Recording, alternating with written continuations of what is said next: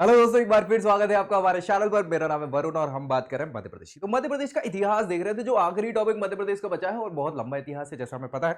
इसको हम 3 भागों में पढ़ने वाले हैं। पहला भाग हमने कल पढ़ लिया था, यानी कि पिछले वीडियो में हमने डिस्कस कर लिया था, जिसमें हमने पूरे प्राचीन मध्य प्रदेश के इतिहास की बात कर ली थी कि नहीं कर ली थी। जी हाँ, वीडियो अच्छा लगा हो तो भैया दोस्तों में शेयर जरूर कर देना, उनका भला भी करना है और ये वीडियो पूरा देखना है ताकि मध्यकालीन मध्य प्रदेश पूरा आज आपका यहाँ खत्म हो जाएगा। याद रखिएगा, पूरी चीजें क्लियर हो जाएंगी। हर एक क्वेश्चन जो बनता है यहीं से बनने वाला है। ठीक है, दोस्तों में शेयर करना है इसको और चैनल सब्सक्राइब करना तो भूलना नहीं है। क्यों? क्योंकि भाई पूरी तैयारी मध्य प्रदेश की यही होने वाली है, तो क्या ही जरूरत है किसी और जगह जाने की। चलो, मध्य प्रदेश का इतिहास पार्ट 2, जिसमें हम बात करने वाले हैं मध्यकालीन मध्य प्रदेश के इतिहास के बारे में। क्या क्या पढ़ने वाले हैं यहाँ पे? यहाँ हम पढ़ेंगे भैया राष्ट्रकूट वंश के बारे में। देखो यार, ये जो राष्ट्रकूट हो गया, पाल प्रतिहार है, ये परमार वंश है, ये कलचुरी वंश है, ये सब उस समय की बात है जब बिल्कुल प्राचीन भारतीय इतिहास खत्म हो चुका था।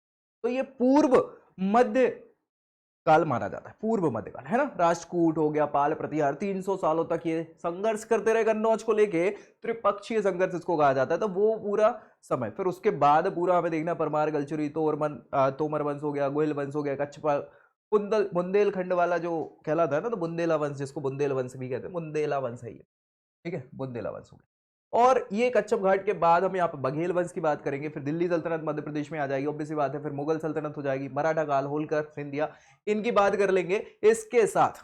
और हमारा ये मध्यकालीन इतिहास, क्योंकि इसके बाद फिर अंग्रेज आ जाएंगे। आधुनिक भारत हम तीसरे में पढ़ेंगे, ये लंबा हो जाएगा। ठीक है, तो दिल थाम के बैठना है, पूरा वीडियो देखना है और बहुत शानदार से क्या करना है, अपन को पढ़ लेना है। चलो स्टार्ट कर लेते हैं राष्ट्रकूट वंश से।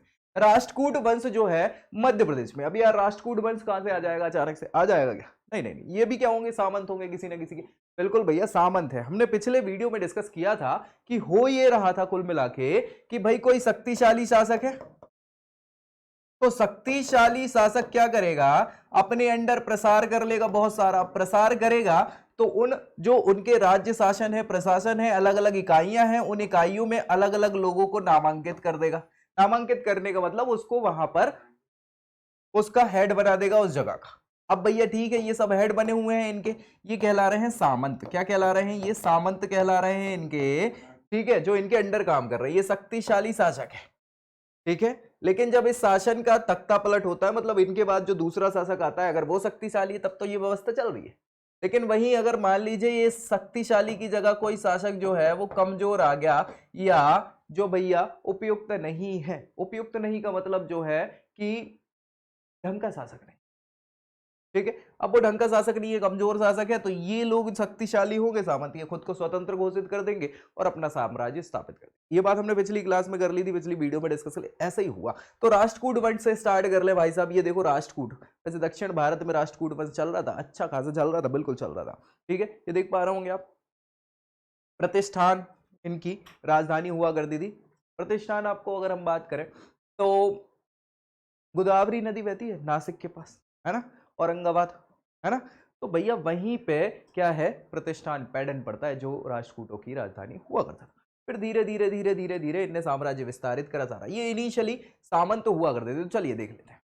7वीं शताब्दी की बात है। 7वीं शताब्दी के आसपास तक क्या है, प्राचीन भारत चल रहा था। 7वीं शताब्दी में हमने देख लिया था भैया हर्षवर्धन के बारे में, पिछली वीडियो में। हर्षवर्धन डायनेस्टी थी, पुष्यभूति भी कहा जाता था। ठीक है, सो इसके अंत में क्या हुआ, दो शाखाओं ने, किसकी, राष्ट्रकूट वंश की दो शाखाओं ने, बैतूल, अमरावती और मान्यखेड़, महाराष्ट्र, इसमें क्या करा, शासन कर लिया। दो शाखाओं में विभाजित हो गई राष्ट्रकूट। बैतूल अमरावती जो शाखा है भैया, उससे दुर्गराज, कौन भैया, दुर्गराज, शक्तिशाली शासकों की बात कर रहे हैं, गोविंदराज, स्वामिक राज और युद्रासुर। ये सब शासक जो रहे हैं, शक्तिशाली शासक राष्ट्रकूट वंश के, ये बैतूल अमरावती शाखा के रहे हैं। ठीक है, इनके प्रमाण मिलते हैं। युद्रासुर के ताम्रपत्र कहां, तितरखेड़ी, क्या भैया, तितरखेड़ी से, और मुल्ताई, मुल्ताई भैया बैतूल में पड़ता है, और मुल्ताई से तापी नदी का उद्गम है। ताप्ती नदी भी इसको कहा जाता है, पश्चिम में बहने वाली भारत की दूसरी सबसे बड़ी नदी है ये, है कि नहीं। तो ये मुल्ताई वही जगह है, यहां से इनकी क्या है, युद्रासुर के लेख मिल जाते हैं, ताम्रपत्र मिल जाते हैं। मान्यखेड़ शाखा जो दूसरी शाखा है राष्ट्रकूट वंश की, इसके प्रतापी राजा दंती दुर्ग, यही दंती दुर्ग है भैया जिन्होंने क्या किया था, राष्ट्रकूट वंश स्टैब्लिश करा था। तो पहली शाखा को भी अपने राज्य में इन्होंने क्या करा, मिला लिया। दंती दुर्ग ने नर्मदा के तट पर बहुत सारे युद्ध लड़े थे, ऑब्वियस सी बात है, तभी तो ऊपर आएंगे वो ठीक है ना, नर्मदा के पास तो उत्तर भारत है, नर्मदा पार करी उत्तर भारत हो गया, उसके नीचे दक्षिण भारत कहलाता। ठीक है, राष्ट्रकूट में गोविंद तृतीय ये जो रहे हैं, इन्होंने नागभट्ट शासक रहे हैं गुर्जर प्रतिहार वंश के, क्योंकि राष्ट्रकूट, पाल और प्रतिहार ये तीन राजवंश हैं जो आपस में लड़ रहे थे उत्तर भारत के लिए। ठीक है, सो नागभट्ट को भैया परास्त कर दिया, उज्जैन में इन्होंने शासन किया और दरबार लगाया, किसने? गोविंद तृतीय। ध्रुव, भैया ध्रुव बहुत शक्तिशाली शासकों में एक माने जाते हैं, इन्होंने मालवा पर अधिकार किया। और वत्सराज जो उस समय मालवा के शासक थे प्रतिहार वंश के, गुर्जर प्रतिहार वंश के, और प्रतिहार नरेश और धर्मपाल पाल वंश के शासक थे बंगाल में। ठीक है, सो इनको हरा दिया। तो इतने शक्तिशाली शासक थे ध्रुव, किसके? राष्ट्रकूट वंश के, जिनने प्रतिहार और पाल शासकों को हराया था, तो शक्तिशाली रहे। इंद्र तृतीय ये भी राष्ट्रकूट शासक ही रहे हैं। ठीक है, इन्होंने क्या करा? कलचुरी वंश जो त्रिपुरी में चल रहा था, त्रिपुरी कहां पड़ रहा था? जबलपुर के पास, हमने डिस्कस किया पिछली वीडियो में, कलचुरी वंश के बारे में भी बात करी थी, है ना। सो उनको हराया और उसकी राजकन्या थी, राजकन्या मतलब राजकुमारी बेंजवा, है ना, बेजम्बा, इनसे विवाह कर लिया। और इसके अभिलेख का साक्ष्य जो है वो मिलता है इंद्रगढ़ से। इंद्रगढ़ कहाँ है? मंदसौर में। ठीक है, तो इंद्रगढ़, इंद्र तृतीय ने ही बसाया था वो शहर, इसलिए इंद्रगढ़ बोला उसको, मंदसौर। वहां इनका अभिलेख मिलता है जिसमें पता चलता है कि त्रिपुरी के कलचुरी वंश की राजकुमारी से शादी करी थी इनने। ठीक है भैया, इंद्र के समय एक अरबी यात्री आए थे, अल मसूदी, ये बहुत इंपॉर्टेंट है, ये पूछे जाते हैं। ठीक है, तो ये यात्री थे, अरब यात्री अल मसूदी। कब आए थे? इंद्र तृतीय के समय, जब राष्ट्रकूट शासक इंद्र तृतीय शासन कर रहे थे, उनके समय अल मसूदी भारत की यात्रा पर अरब से आए थे, इसलिए अरबी यात्री कहते हैं उनको, अरब यात्री अरब से आए थे। ठीक है, चलिए मध्य प्रदेश में कौन कौन से अभिलेख मिल जाते हैं राष्ट्रकूट वंश के? तो भैया 7वीं 8वीं शताब्दी के दौरान भैया ये अपने पीक पॉइंट पे थे, शिखर पे थे राष्ट्रकूट वंश, है ना। और इसी शिखर के कारण राष्ट्रकूटों की प्रारंभिक शाखाओं में से जो बैतूल अमरावती क्षेत्र वाली शाखा थी, वो मध्य प्रदेश में शासन कर रही है कि नहीं? वो शासन कर रही थी। फिर भैया इस वंश के नन्नराज, क्या भैया? नन्नराज, ये युद्धासुर के शककाल 553 और 631 के 2 ताम्रपत्र यहां पर, कहां पे? तितरखेड़ा, हाँ तितरखेड़ा मिल जाते हैं और मुल्ताई में मिल जाते हैं, जो कि कहां है? बैतूल जिले में स्थित। तो भैया ये बैतूल अमरावती शाखा के साक्ष्य मिल रहे हैं यहाँ पे, कहां? मध्य प्रदेश में। तो राष्ट्रकूट वंश की ये शाखा यहाँ मध्य प्रदेश में चल रही थी। 8वीं शताब्दी के अंत में, लास्ट में, दक्षिण में शासन कर रहे जो राष्ट्रकूट की मुख्य शाखा थी, कौन सी? मान्यखेट वाली, जो महाराष्ट्र में चल रही थी। और उस शाखा ने क्या करा? इस बैतूल अमरावती शाखा को जीत लिया, तो वो एक ही शाखा हो गई राष्ट्रकूट। ठीक है भाई। इंद्रगढ़ मतलब जो इंद्र तृतीय ने बसाया था, है ना, बहुत शक्तिशाली शासक थे, मंदसौर में शिलालेख उनका मिल जाता है इंद्र तृतीय का। ठीक है, और आगे बात करें तो इनके उत्तराधिकारी जो आगे आने वाले शासक रहे हैं उत्तर भारत पर, उन्होंने क्या किया? आक्रमण करने की जो नीति चल रही थी, युद्ध की नीति चल रही थी, वो अनुसरण करते रहे, उसको बढ़ाते रहे, चलाते रहे। ठीक है, तो ये चीज चल रही है राष्ट्रकूटों की। अब क्या हुआ? मध्य प्रदेश के जो बुंदेलखंड क्षेत्र है, बुंदेलखंड क्षेत्र आपको पता है, ये वाला क्षेत्र है ना, ये तो दक्षिण से पहुंच गए, बैतूल अमरावती शाखा यहां तक थी, फिर ऊपर पहुंचते गए, है ना, उत्तर भारत को जीतने की नीति का अनुसरण करते रहिए, पहुंचे कहां? बुंदेलखंड शाखा, बुंदेलखंड क्षेत्र में। तो कृष्ण तृतीय ये शासक रहे हैं, कौन? राष्ट्रकूट वंश के। कृष्ण तृतीय राष्ट्रकूट वंश की पूरी वीडियो पड़ी है, एक बार जाके देख लेना, है ना, दक्षिण भारत के राजवंशों में पड़ी है, आप प्राचीन भारतीय इतिहास में देख लोगे, मिल जाएगी आपको। ठीक है, सो इन्होंने विजय प्राप्त की। और सतना जिला बघेलखंड क्षेत्र में आता है, जिसमें मैयर का नाम सुना होगा, शारदा माता का बहुत बड़ा मंदिर है, शक्तिपीठ है। ठीक है, सो मैयर से यहां पर शिलालेख इनका प्राप्त होता है, जहां ये पूरी जानकारी मिल जाती कि इन्होंने, कृष्ण तृतीय ने, बघेलखंड बुंदेलखंड वाला क्षेत्र। छिंदवाड़ा जिला नीलकंठी जगह का नाम है, यहां से भैया 2 शिलालेख मिल जाते हैं, यहां भी कृष्ण तृतीय के शासन का उल्लेख मिल जाता है इन शिलालेखों में। यानी ये तो समझ में आता है कि भैया इनने शासन तो किया था इस जगह पे। तो राष्ट्रकूट वंश तो ऐसा रहा मध्य प्रदेश में। अब बात करते हैं गुर्जर प्रतिहार वंश। ये भी भैया कम शक्तिशाली नहीं रहे, बहुत शक्तिशाली रहे, याद रखिएगा। हाँ, तो इनके एक राजा रहे मेहर भोज। ये देखो ये पूरा राष्ट्रकूट वंश हुआ कर रहा था, देख पा रहे हो, राष्ट्रकूट डायनेस्टी दिख रही है। ऊपर गुर्जर प्रतिहार, यहाँ पे पाल वंश चलता था, याद रखिए। तो कई बार लड़ाई झगड़े में जीत हार चलती रही, और लड़ाई हो रही थी कन्नौज को लेकर, तीनों में। और ये हमने तीनों की त्रिपक्षीय त्रिकोणीय युद्ध की बात करी है और वीडियो पड़े हैं तीनों राजवंश के, देख लेना एक बार।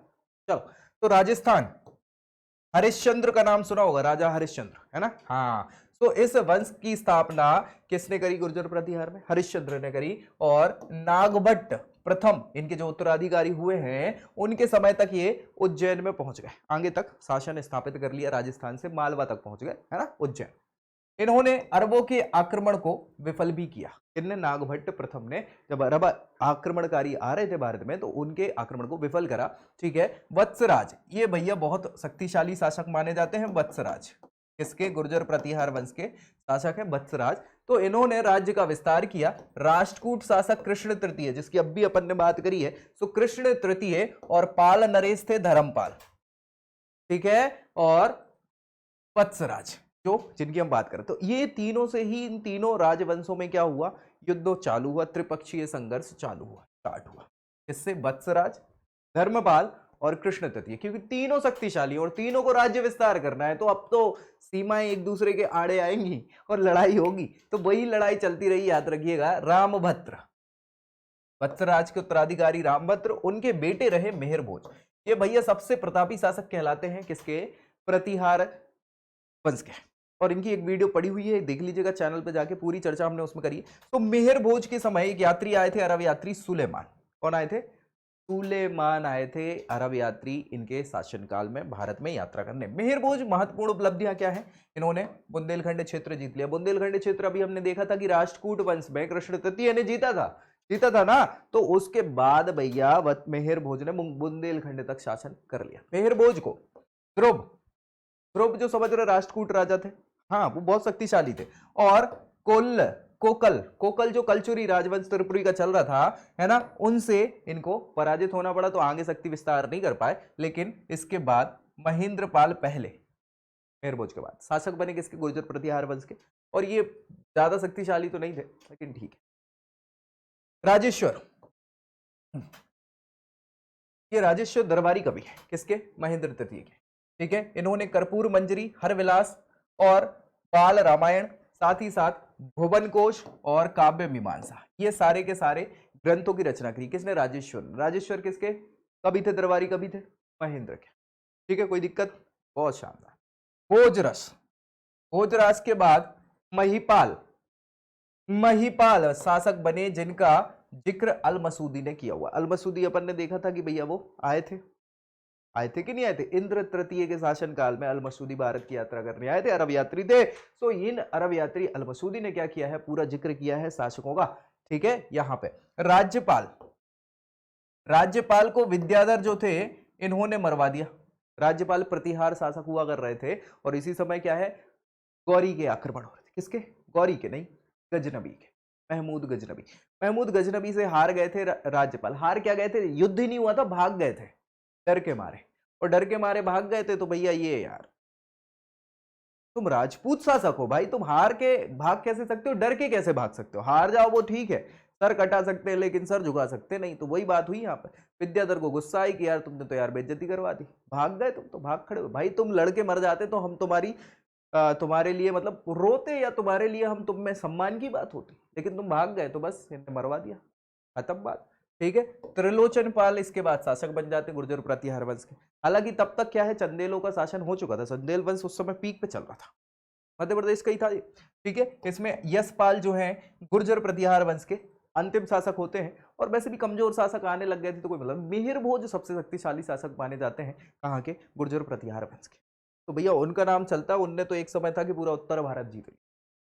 ठीक है, चलो अब भैया उज्जैन, कन्नौज। उज्जैन मध्य प्रदेश, मालवा, कन्नौज उत्तर प्रदेश, इसी के लिए तो लड़ाई हो रही है। यहां गुर्जर प्रतिहार वंश के अभिलेख जो है मिलते हैं, उज्जैन, कन्नौज, इसके आसपास वाले क्षेत्र। तो 8वीं शताब्दी के पूर्व 1/4 भाग में गुर्जर प्रतिहार की एक शाखा जो है वो उज्जैन में स्थापित हो गई थी। हमने बात करी थी, बिल्कुल हो गई थी। और ग्वालियर से अभिलेख मिल जाता है, जिसमें पता चलता है कि नागभट्ट, देखो नागभट्ट प्रथम जो थे, उन्होंने क्या किया था? उज्जैन पे शासन कर लिया था। फिर उनके बाद जो उत्तराधिकारी नागभट्ट द्वितीय आए, उनके उत्तराधिकारी रामभद्र, है ना, रामभद्र वत्सराज के उत्तराधिकारी थे ये, है ना। वत्सराज, नागभट्ट के, वत्सराज के बाद नागभट्ट द्वितीय, नागभट्ट के बाद रामभद्र। रामभद्र के बाद मेहर भोज आएंगे, है ना। तो रामभद्र के शासन के दौरान यह क्षेत्र गुर्जर प्रतिहारों के साम्राज्य में सम्मिलित हो चुका था। ठीक है, ग्वालियर तक का। ग्वालियर से ही मिले एक रामभद्र के उत्तराधिकारी, कौन भैया, मेहर भोज। ये सबसे शक्तिशाली शासक है। इनके 3 अभिलेख मिले हैं और इस बात की पुष्टि ये करते हैं कि उनके राज्य का क्षेत्र हुआ कर रहा था ग्वालियर के आसपास। उज्जैन पर अपने अधिकार को बनाए रखने के लिए मेहर भोज को राष्ट्रकूट शासक थे अमोघ वर्ष और कृष्ण द्वितीय, कृष्ण तृतीय नहीं, द्वितीय, कृष्ण तृतीय बाद में आएंगे।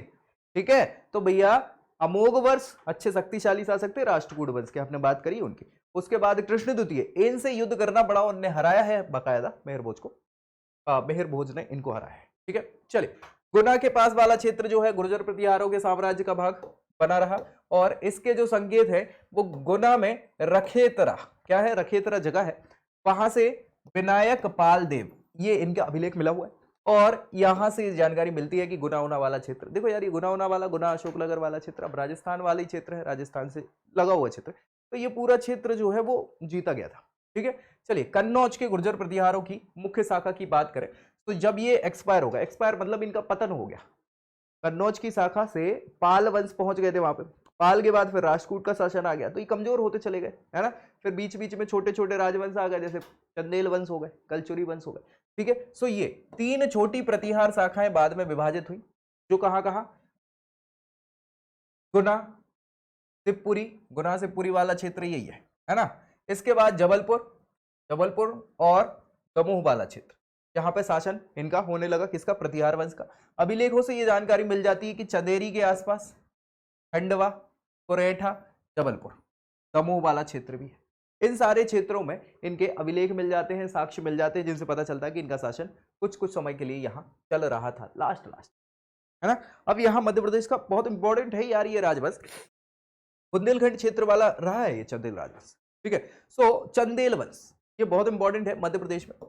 ठीक है, क्योंकि भैया खजुराहो तो है ही अपने आप में इंपॉर्टेंट, ये चंदेल वंश हो गया। एक समय बड़े शक्तिशाली हुआ करते थे, फिर धीरे धीरे कमजोर होते चले गए। पृथ्वीराज चौहान के समय के हैं भैया, है ना, पृथ्वीराज चौहान के पहले के हैं बल्कि। ठीक है, सो पूरी बात अपन को करना है एक एक शासक की। हालांकि चंदेल वंश का वीडियो भी पड़ा है, जाके देख लीजिएगा एक बार वीडियो, है ना, प्लेलिस्ट में मिल जाएगा। चंदेल वंश के संस्थापक नन्नक थे, और नन्नुक, और ये कई बार क्वेश्चन पूछा जा चुका है, इसको भूलना नहीं है। नन्नुक कौन थे, ये चंदेल वंश के शासक और संस्थापक थे। ठीक है, इसके बाद चंदेलों ने महोबा, महोबा जगह जो है आज फिलहाल उत्तर प्रदेश का जिला है, लेकिन ये मध्य प्रदेश से सटा हुआ जिला है। ठीक है, खजुराहो का नाम सुना होगा, जो मध्य प्रदेश में छतरपुर जिले के अंतर्गत आता है, छतरपुर से लगा हुआ ही महोबा है। ठीक है, यहां इस क्षेत्र पे बुंदेलखंड वाला जो क्षेत्र है वहां शासन किया है, किसने किया है, चंदेल राजपूतों ने, या चंदेल वंश ने, या चंदेल शासकों ने। ठीक है भाई, चंदेल पहले सामंत हुआ कर रहे थे किसके, प्रतिहारों के। हम बता रहे हैं पूरी के पूरे इतिहास में क्या हो रहा है, यही हो रहा है कि आपके नीचे वाला व्यक्ति आपको ओवरटेक कर लेता है। ठीक है, अगर आप कमजोर हैं तो याद रखिएगा इस चीज। तो भैया सामंत थे प्रतिहारों के, और बाद में इनने क्या किया, नन्नुक ने ये सामंत से खुद को स्वतंत्र शासक घोषित कर दिया और स्टैब्लिश कर लिया राजवंश। जी हाँ, जय शक्ति, जय शक्ति के नाम पर बुंदेलखंड का नाम क्या पड़ा, जेजाक भुक्ति पड़ा। ये हमने बात करी हुई थी, पिछले वीडियो में भी करी हुई थी ये, है ना। जेजाक बोलते थे उनको, जेजाक बोलते थे, जेजक बोलते थे, तो जेजाक भुक्ति जय शक्ति को बोलते थे, और उन्हीं के नाम पर बुंदेलखंड क्षेत्र को जेजाक भुक्ति कहा जाने लग गया। यशोबर्मन, यशोबर्मन बहुत शक्तिशाली शासकों में से एक रहे हैं, याद रखिएगा, चंदेल वंश के। इनने कलिंजर का किला जीत लिया। कलिंजर का किला भैया बड़ा ही अभेद किला माना जाता है, बड़ी मुश्किल से जीतते हैं। जिसको भी मान के चलिए कि आपको बुंदेलखंड क्षेत्र जीतना है तो उसको कलिंजर का किला जीतना पड़ता है ना। और बहुत सारे शासक असफल रहे, बहुत सारे सफल भी रहे। जो सफल रहे उन्होंने ज्यादा शासन कर पाया, जो असफल रहे उनका तो कुछ हो ही नहीं पाया। ठीक है, सो यशोबर्मन ने क्या किया, कलिंजर का किला जीत लिया। खजुराहो में विष्णु मंदिर बनवाया। खजुराहो में बहुत सारे मंदिर बने, 80 से ज्यादा मंदिर चंदेल शासकों ने बनवाए, याद रखिए। आज उसमें से कुछ ही मंदिर बचे हुए हैं शेष।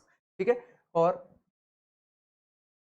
विश्व धरोहर सूची में आते, हमने बात करी हुई थी। विष्णु मूर्ति, विष्णु मूर्ति उसने क्या करा, जो प्रतिहार नरेश थे देवपाल, इनको हरा लिया था, और हरा लिया था तो कन्नौज से वो विष्णु मूर्ति लेके आए थे, जीत के आए थे बेसिकली। और जीत के आए थे तो इसी विष्णु मंदिर में उन्होंने विष्णु मूर्ति रखवा ली थी, विष्णु मंदिर वहां बनवाया था। इसी यशोबर्मन के पुत्र हुआ करते थे धंगदेव। यार ये बहुत शक्तिशाली शासक थे धंगदेव, और उनके बेटे विद्याधर, ये भी शक्तिशाली थे। यानी समझ पा रहे हो आप, ये 3 शक्तिशाली शासक रहे, यशोधर्मन बोलते हैं, ठीक है, उनके बेटे धंगदेव और फिर विद्याधर, ठीक है। और इसी समय वो महमूद गजनबी के आक्रमण हो रहे थे, उसी समय की बात है, ठीक है। तो इन्होंने प्रतिहारों से पूर्ण स्वतंत्र चंदेल राज्य की स्थापना कर दी। किसने? धंगदेव ने। धंगदेव ने खजुराहो के पार्श्वनाथ, विश्वनाथ, जिन्नाथ, वैद्यनाथ, ये सभी मंदिर जो हैं इन्होंने ही बनवाए। किसने बनवाए? धंगदेव ने। और ये क्वेश्चन कई बार पूछा जाता है, याद रखिएगा, ठीक है भाई। धंगदेव के बेटे विद्याधर होंगे, है ना। गंगदेव 1008 में महमूद गजनबी के विरुद्ध बनाए गए संघ में इन्होंने भाग लिया। खजुराहो के जगदम्बे और चित्रगुप्त मंदिर जो है ये गंगदेव ने बनवाए। गंगदेव के बेटे हुए हैं विद्याधर। हालांकि गंगदेव का शासन बहुत ज्यादा नहीं चल पाया, उनके बेटे विद्याधर, इन्होंने हिंदू संघ से भागे राजा राज्यपाल, ये जो राज्यपाल ही थे प्रतिहार राजा, उनको मार दिया था, ठीक है। विद्याधर ने महमूद गजनई, इनसे क्या करा? अपने राज्य की रक्षा करी। 2 युद्ध हुए और हरा नहीं पाए, ऐसा बोलते हैं। महमूद गजनी इनको नहीं हरा पाए, बाकी तो बहुत सारे लोगों को हरा रहे थे, तो उन्हें संधि करनी पड़ी, आखिरकार पीछे हटना पड़ा, ठीक है। किसको? गजनी को। कंदरिया महादेव मंदिर, ये बहुत इंपॉर्टेंट मंदिर है, हमने बात कर चुके हैं, सारे के सारे स्थापत्य की हमने बात करी हुई, तो एक वीडियो पड़ी हुई है इसकी, पूरे के पूरे हमारे जितने भी पर्यटन स्थल हैं, जिसमें हमने खजुराहो पे बात करी थी, तो उसमें हमने देखा था कंदरिया महादेव मंदिर। तो कंदरिया महादेव मंदिर जो है वो किसने बनवाया था? विद्याधर ने बनवाया था। MPPSC में पूछा जा चुका क्वेश्चन है ये, ठीक है, इसको याद रखिएगा। कीर्ति वर्मन आगे शासक हुए हैं जो उत्तराधिकारी हुए हैं, उन्होंने सोने के सिक्के चलवाए। कीर्ति सागर जलाशय कहलाता है और बहुत प्रसिद्ध जलाशय, घूमने जाते महुआ में लोग बाग वहां पे, ठीक है, झील के पास जाते, जैसे वैसे कीर्ति सागर तालाब है, तो उसकी जो स्थापना है वो कीर्ति वर्मन ने ही करवाई थी, याद रखिएगा। सुलक्षण वर्मन फिर बाद में आए। परमार शासकों के मालवा को इन्होंने लूट लिया, परमारों के, है ना। त्रिपुरी के कलचुरी शासकों को भी इतने हरवाया, तो ये भी लक्षण है इनमें, सुलक्षण है, अच्छे लक्षण है ना। ये अच्छे शासक थे, शक्तिशाली शासक थे। फिर भैया मदन वर्मन आए, इनके 6 अभिलेख मिल जाते हैं खजुराहो से, अजयगढ़ से, छतरपुर से, ठीक है। रीवा से चांदी के सिक्के मिले 48, किसके मिले हैं? ये मदन वर्मन के मिले। इसके अलावा मदन वर्मन ने मालवा के यशो वर्मन, परमार वंश के शासक थे यशो वर्मन उधर के, उन्होंने विदिशा जीत लिया। इसके अलावा मदन वर्मन के पौत्र थे, पौत्र मतलब बेटे के बेटे, पोते, ये थे परमर्दी देव आखिरी शासक कहलाते हैं चंदेल वंश के शक्तिशाली शासकों में से, ठीक है। 6 अभिलेख इनके प्राप्त हुए हैं अजयगढ़, मदनपुर, सेमरा, अलाड़, चरखारी से, ठीक है। ये वही क्षेत्र है चंदेल वंश वाला, और इनके जो सेनापति थे आला उदल का नाम आपने सुना होगा, जी हाँ, वो इनके ही सेनापति थे। इन्होंने पृथ्वीराज चौहान से लड़ाई करी, हार गए थे वो अलग चीज है, लेकिन वहां से मिलती है पूरी चाल। आला उदल, ये आला उदल जो है परमर्दी देव के साले और योद्धा थे, साले भी थे, योद्धा थे, सेनापति भी थे, और बहुत ही शक्तिशाली सेनापतियों में से एक है। एक भी लड़ाई नहीं हारे हैं, बस जो हारे हैं तो वो हारे हैं, बस एक ही लास्ट। इन्होंने पृथ्वीराज चौहान, इन्होंने युद्ध करी और उसमें जान गंवाई, ये आखिरी लड़ाई मानी जाती है पृथ्वीराज चौहान वाली। उसके अलावा सारे के सारे युद्ध जीते थे, तो भैया बहुत नाम होता है आला उदल का, ठीक है। और आला खंड चलता है, आला कांड चलता है ना, आला गायन चलता है मध्य प्रदेश में, इनके लिए ही चलता है और ये पूछा जाता है, ठीक है। चलिए, बुंदेलखंड में चंदेल, गुर्जर प्रतिहार इनके उत्तराधिकारी बन गए। चंदेल सामंत तो हुआ कर रहे थे ना गुर्जर प्रतिहार के, इनके उत्तराधिकारी वही बन गए बुंदेलखंड में, ठीक है। और उनके राज्य में केवल बुंदेलखंड नहीं, उत्तर प्रदेश के भाग भी उन्होंने जीत लिए, उनके बहुत से अभिलेख मिल जाते हैं, बहुत अच्छी बात है। इन्होंने 9वीं शताब्दी के पहले तुरुबाती चौथाई भाग में, मतलब 825 के आसपास से लेकर 13वीं शताब्दी यानी 1200 कुछ तक शासन कर लिया। अच्छा खासा शासन करा भाई, कहीं से करा अपनी 400 साल शासन करना कहीं से कम होता है। इस वंश का सबसे प्रारंभिक अभिलेख जो है 916 का मिला है, 916-925, इसमें उनके द्वारा शत्रुओं को पराजित करने का उल्लेख मिल जाता है। इसके बाद 3 अभिलेख धंगदेव के मिले हैं 950 से 1002 के, जो खजुराहो से मिल जाते हैं। धंगदेव के बाद गंगदेव के मिल जाते हैं 1011, 1059 के अभिलेख जो है ये विद्याधर के हैं, ठीक है। ये दर्शाते हैं कि धंग इस वंश के पहले शासक थे जिन्होंने प्रतिहारों की अधीनता को अस्वीकार करके खुद को स्वतंत्र घोषित कर दिया था, ठीक है। अगला अभिलेख कुंडेश्वर टीकमगढ़ के पास पड़ता है। विद्याधर का ताम्रपत्र मिला है जिसमें विक्रम संवत 1060 है ना, यानी कि 1004 की बात मिल जाती है। चरखारी से विक्रम संवत 1108, इससे देव वर्मा का ताम्रपत्र मिला है। फिर ये अलग लिखित ताम्रपत्र है, एक ताम्रपत्र ननौरा से मिल जाता है जो कब का है, विक्रम संवत 1107 का। ठीक है, तो ये सारे के सारे किसके हैं, गंगदेव के समय के। हाँ, गंगदेव के समय के। चलो, चंदेल इतिहास में मदन वर्मा का शासन जो है सबसे तेजस्वी माना जाता है। क्यों माना जाता है, क्योंकि भैया ने विदिशा और आसपास के क्षेत्रों को भी, नीचे दक्षिण में भी अपने आप को फैलाया। बुंदेलखंड वाला क्षेत्र और उत्तर प्रदेश के कुछ क्षेत्र तो जीत लिए थे, नीचे का क्षेत्र जीतने का श्रेय किसको, मदन वर्मा को। ठीक है, फिर भैया 13 अभिलेखों में से 6 मिले हैं अजयगढ़, छतरपुर, खजुराहो और अपरा से। अन्य उत्तर प्रदेश से मिले हैं। ठीक है, इनके उत्तराधिकारी परमर्दी देव, ये पोते थे, मदन वर्मा के पोते थे, तो इनने भी अच्छा खासा शासन किया है। 12 अभिलेख इनके मिल चुके हैं।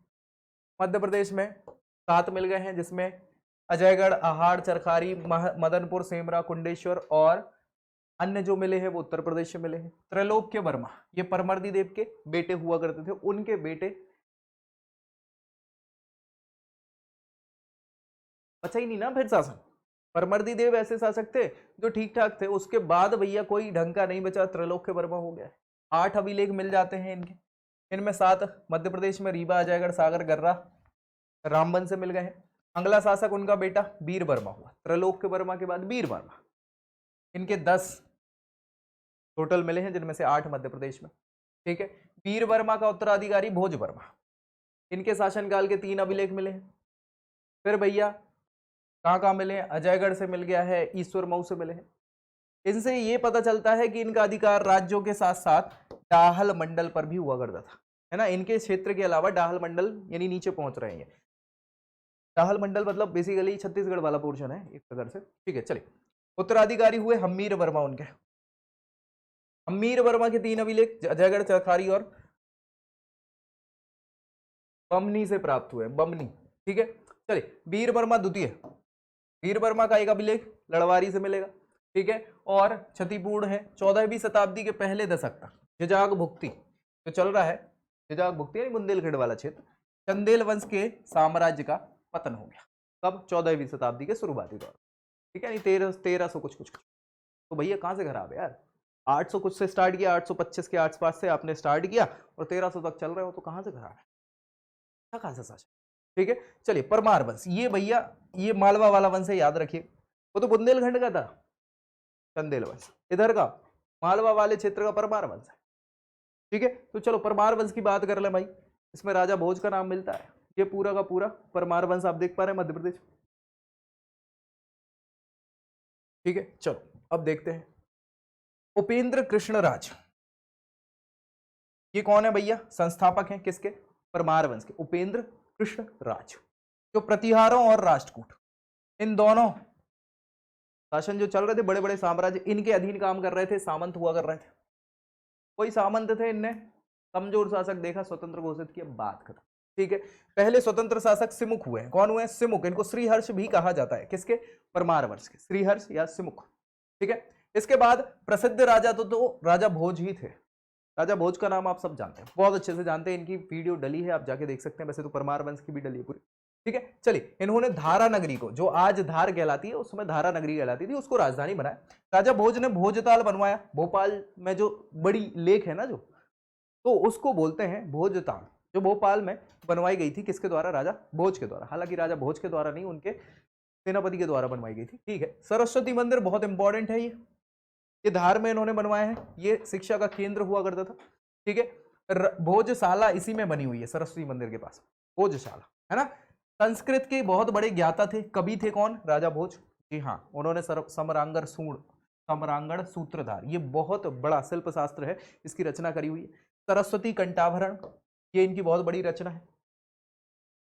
सिद्धांत संग्रह, आयुर्वेद सर्वस्व, राजमार्तंड, यो सूत्र व्यक्ति, विद्या विनोद, चारु चर्चा, शब्दानुशासन, युक्ति कल्पतम, ये सभी विधि, ये युक्ति कल्पतम विधि ग्रंथ है। ठीक है, ये सभी बड़े बड़े ग्रंथों की रचना करी किसने, राजा भोज ने। तो भैया शासक थे, विद्वान थे, कवि थे, और चाहिए क्या है यार, है ना। सो इतना सारा इन्होंने ये बुक्स लिखी हुई है, ये पूछे जाते हैं इनकी रचनाओं के बारे में। समरांगण सूत्रधार तो कई बार पूछा जा चुका है।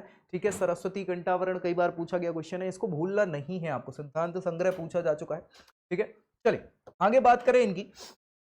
तो अभिलेखों से क्या क्या जानकारी मिलती, कहां कहां अभिलेख मिलते हैं परमार वंश के। मालवा के परमार कौन थे भैया, चंदेलों के समकालीन हुआ करते थे, बिल्कुल सही बात है, उसी समय के हैं ये भी, क्योंकि तभी तो चल सामंत थे ये हर हर जगह के, जैसे मैंने बात करी। ठीक है, तो इस वंश के जो प्रारंभ मिलता है वो उपेंद्र राज्य से मिलता है, कृष्ण राज्य जिनको कहा जाता है ना। और इनके उत्तराधिकारी बैरी सिंह प्रथम बने। कौन उत्तराधिकारी, बैरी सिंह प्रथम बने, सियक प्रथम, उसके बाद बागपति प्रथम, फिर बैरी सिंह द्वितीय, सियक द्वितीय और मुंज। ये मुंज बहुत इंपॉर्टेंट है। ठीक है, मुंज के शासनकाल के 6 अभिलेख मिले हैं, उज्जैन, गवारी, धर्मपुर, इन सारी जगहों से। इसके अलावा इनके उत्तराधिकारी सिंधुराज हुए। सिंधुराज जो है फिर भैया ये आए भोज, सिंधुराज के बेटे भोज। ठीक है, और इनके 12 अभिलेख मिल जाते हैं, जिन्हें विक्रम संवत 1074 से 92 के बीच का बताया जाए। ठीक है, उज्जैन, देपालपुर, धार, बेटमा, भोजपुर और महंदी से ये सारे अभिलेख मिल जाते हैं किसके, राजा भोज के। भोज के उत्तराधिकारी जय सिंह बने, जय सिंह सिद्धराज। ठीक है, 1112 विक्रम संवत का ताम्रपत्र मिल जाता है मंदाता से, और इस अभिलेख में शासक के द्वारा दान जो किए थे उनका वर्णन मिल जाता है। ठीक है, जयसिंह के उत्तराधिकारी उदयादित्य बने। कौन भैया, उदयादित्य। और उदयादित्य के शासनकाल के 12 अभिलेख मिल जाते हैं, उज्जैन, उदयपुर, ऊन, धार, भोपाल आदि से। उदयपुर में नीलकंठेश्वर मंदिर जो है, क्या भैया, उदयपुर में नीलकंठेश्वर मंदिर, इनका निर्माण किसने करवाया था, ये जयसिंह ने करवाया था, सॉरी उदयादित्य ने करवाया था। और यहां से स्वर्ण मुद्राएं भी मिली हैं, कहां से, इंदौर से। किसकी, जयसिंह के बेटे उदयादित्य के। चलिए, कलचुरी राजवंश, त्रिपुरी। त्रिपुरी मतलब ये वाला जो जबलपुर के आसपास वाला क्षेत्र, महाकौशल जिसको कहा जाता है, वही क्षेत्र कलचुरी राजवंश का पूरा राज क्षेत्र रहा है। त्रिपुरी के कलचुरी वंश की हमने बात कल भी करी थी, लेकिन आज थोड़ी सी और करेंगे। ठीक है, ये अर्ली कलचुरीज हैं। ठीक है, इनका शासन अच्छा खासा रहा है। चलिए फिर भैया ये कलचुरी है, मध्य प्रदेश में ये वही वाला क्षेत्र है। महिष्मती के कलचुरी, महिष्मती आप समझ पा रहे हैं, ये महेश्वर वाला क्षेत्र है ना, खंडवा खरगोन वाला। जी हाँ, कृष्णराज प्रथम इसके शासक थे। इसके बाद क्या हुआ कि भैया शंकरगण और बुद्धगण ये शासक हुए, और भाई साहब बुद्धगण को चालुक्य शासक जो थे मंगलेश, इन्होंने हरा दिया, और हरा के महिष्मती पर अधिकार कर लिया, चूंकि ये महिष्मती वाली शाखा थी। इसके बाद फिर क्या हुआ कि कलचुरी वंश महेश्वरी से अपनी राजधानी हटा के, महिष्मती से, कलचुरी कहा, त्रिपुरी को राजधानी बना लेते। किसको बना लेते, त्रिपुरी। त्रिपुरी जबलपुर के पास। ठीक है, महिष्मती कहां था, महेश्वर है आज का। महेश्वर कहां है, खरगोन में पड़ता है। कहां पड़ता है, खरगोन में पड़ता है। तो भैया खरगोन से कहां पहुंच गए, ये जबलपुर पहुंच गए, याद रखिए। त्रिपुरी के कलचुरी वंश इसके संस्थापक मानते हैं कोकल प्रथम को। किसको, कोकल फर्स्ट, कोकल प्रथम जो है, इनको कलचुरी वंश के संस्थापक कहा जाता है। कौन सी, त्रिपुरी वाले। ठीक है, बहुत बढ़िया। कोक्कल के बारे में बिलहरी जगह पड़ती है जबलपुर के पास, वहां से जानकारी बिलहरी रेख में मिल जाती है। और समस्त पृथ्वी को जीतकर दक्षिण में कृष्णराज और उत्तर में भोज को अपने 2 कीर्ति स्तंभ के रूप में स्थापित किया। ठीक है, दक्षिण में कृष्णराज और उत्तर में भोज, इनने कीर्ति स्तंभ के रूप में स्थापित कर दिया। इसके बाद संक्रमण, युवराज प्रथम ये शासक बने, जो ठीक ठाक हैं। राजशेखर की बात हमने करी है, ये बहुत प्रसिद्ध कवि हैं। ये युवराज प्रथम के दरबार में रहा करते थे। किसके, युवराज प्रथम के। और इन्होंने विद्यसाल वंजिका, क्या भैया, विद्यसाल वंजिका, युवराज को उज्जैनी का भुजंग इनको कहा गया है, इनके द्वारा, राजशेखर के द्वारा। लक्ष्मण राज जो शासक रहे, उन्होंने उड़ीसा अभियान किया था। उड़ीसा में, उड़ीसा मतलब आप समझ पा रहे हैं कौन सी जगह है, जिसके लिए अशोक ने भी युद्ध किया था। हाँ हाँ हाँ, बिल्कुल भाई। ठीक है, सो यहां से सोने मणियों से निर्मित कालिया नाम से क्या किया था, सोमनाथ मंदिर सौराष्ट्र में जो है, उसको सोने चांदी वाला जो जीत के लाए थे उड़ीसा के अभियान में, वो दान कर दिया था। की जानकारी मिल जाती। कर्णदेव जो है चालुक्य नरेश, चालुक्य मतलब सोलंकी चालुक्य वाली बात चल रही है जो गुजरात में है ना। सो चालुक्य नरेश भीम, इनके साथ मिलकर परमार शासक भोज को इन्होंने पराजित किया था। किनने, कर्णदेव जो कलचुरी शासक थे, इन्होंने संधि करी किससे, सोलंकी वंश के शासक जो गुजरात में थे, भीम से, और भीम और कर्ण ने मिलकर किसको, भोज को हराने का कोशिश करा और हरा भी दिया था। जिजाक भुक्ति के चंदेल वंश के राजा जो है वो दक्षिण में जबलपुर के निकट इनका शासन हुआ करता था। मतलब जिजाक भुक्ति यानी चंदेल राजवंश जो चल रहा था उसके दक्षिण में किसका, कलचुरियों का शासन। सिंपल सी बात यह है, जहां इनकी सीमा खत्म होती थी वहां से कलचुरी राजवंश चालू होता। ठीक है, कलचुरी वंश है वंश के क्षत्रिय मानते थे खुद को। है वंश की हमने बात बिल्कुल पिछले वीडियो में करी हुई है ना। है वंश, जी हाँ, है वंश कौन थे, है हाँ ठीक है, मनु की संतान है ना, उनकी संतान है वंश उनने स्टार्ट करवाया था। जी हाँ, बाद में कलचुरी शासन ने वर्तमान जबलपुर के पास में अपना शासन स्थापित कर लिया, वही शासन इनका माना जाता है, और कलचुरी राज्य की राजधानी त्रिपुरी बन गई। इसलिए चेदी, जो चेदी जनपद चल रहा था, महाजनपद चल रहा था, चेदी वंश चल रहा था, दहल और त्रिपुरी ये सभी कलचुरी कहलाते हैं इनका शासन, क्योंकि वही शासन था है वंश वाला। ठीक है, वही सेम चीज। कलचुरी की एक शाखा गोरखपुर में भी जाई, गोरखपुर उत्तर प्रदेश में पड़ता है ना, सो गोरखपुर भी चली गई, हालांकि वो ज्यादा प्रचलित हो नहीं पाई। ठीक है, सो इनकी 4 शाखाएं हो गई थी कलचुरी वंश की। कौन कौन सी, एक तो महेशमती शाखा जो सबसे पहले बनी थी, यानी शुरुआत महेशमती शाखा से महेश्वर में हुई थी, खरगोन में हुई थी, लेकिन इसको हरा दिया गया था, है ना। तो इनके संस्थापक कौन थे, कृष्णराज प्रथम थे। अंतिम शासक बुद्धराज प्रथम थे, खत्म हो गया। फिर इनको अपनी राजधानी हटा के महेश्वर से कहां बनानी पड़ी, त्रिपुरी बनानी पड़ी। सो त्रिपुरी जबलपुर में, त्रिपुरा नहीं त्रिपुरी है ना। तो त्रिपुरी, इनके शासक वामराज देव थे, संस्थापक कोकल प्रथम माने जाते हैं। ठीक है, और फिर भैया इन्होंने एक शाखा अपनी रतनपुर में, कहां भैया, रतनपुर में स्टैब्लिश करी, कलिंग राज के नाम से इनके संस्थापक थे, और रघुनाथ सिंह अंतिम शासक माने जाते हैं रतनपुर शाखा के। और फिर भैया रायपुर, रायपुर अभी छत्तीसगढ़ में पड़ रहा है। ठीक है, सो रामचंद्र देव और अंतिम शासक अमर सिंह हुए। तो ये 4 शाखाएं किसकी हैं, कलचुरी वंश की हैं, जो इसके आसपास थे। इनकी शासकों की अगर बात करें, कोकल प्रथम जो है त्रिपुरी वाले, है ना, ये संस्थापक हैं कोकल प्रथम। 875 से 925, 50 सालों का शासन इनका माना जाता है। कोकल प्रथम कंचुली वंश के संस्थापक और पहले ऐतिहासिक शासक ऐसे थे जिन्होंने राष्ट्रकूट और चंदेलों, राष्ट्रकूट दक्षिण में है, चंदेल उत्तर में है आपके। ठीक है, सो इनके साथ क्या किया भैया, आपने विवाह संबंध स्थापित करे, क्योंकि लड़ाई झगड़े से फायदा नहीं हो रहा था, है ना, तो विवाह संबंध स्थापित करे। प्रतिहारों के साथ कोकल प्रथम ने संबंध लड़ाई झगड़े के ना रखे, मैत्री संबंध रखे, यानी कि सबसे पहले तो शांति बना के रखो, लड़ाई करोगे तो लॉस होगा। तो इनने ऐसी नीति अपनाई, और इस प्रकार उनने अपने समय के शक्तिशाली राज्यों के साथ क्या है, मित्रता करी या विवाह करी। मित्रता विवाह से भी राज्य विस्तारित होता है, याद रखिएगा, राजनीति का ये रूप है।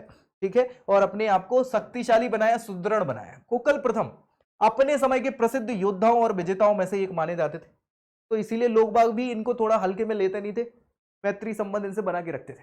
ठीक है, फिर भैया गंगेदेव, गंगेदेव भी इंपॉर्टेंट शासक हुए, ऐसी बात नहीं है। 1019 में त्रिपुरी के राज सिंहासन पर ये बैठे। गंगेदेव ने अपने सैन्य प्रयत्नों में विफलता प्राप्त करी, सफलता नहीं विफलता, इनने सैन्य अभियान किए और ये हारे। ठीक है, लेकिन उन्होंने बहुत सारी विजयें भी प्राप्त करी और अपने राज्य का विस्तार कर लिया, ठीक ठाक बोल सकते हैं कि सफलता मिली। ठीक है, इनके अभिलेखों में अतिरंजनापूर्ण इनके विवरण है। अतिरंजना मतलब अति रंजन है, अतिशयोक्तिपूर्ण विवरण है, जिनको स्वीकार नहीं किया जा सकता।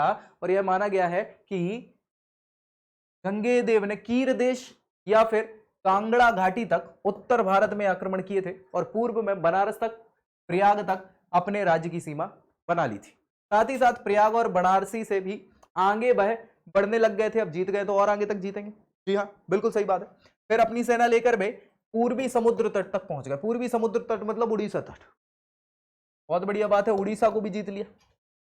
इसके बाद इन विजयों के कारण उन्हें विक्रमादित्य का विरुद्ध भी धारण कर लिया, विक्रमादित्य की उपाधि धारण करी भैया इनने।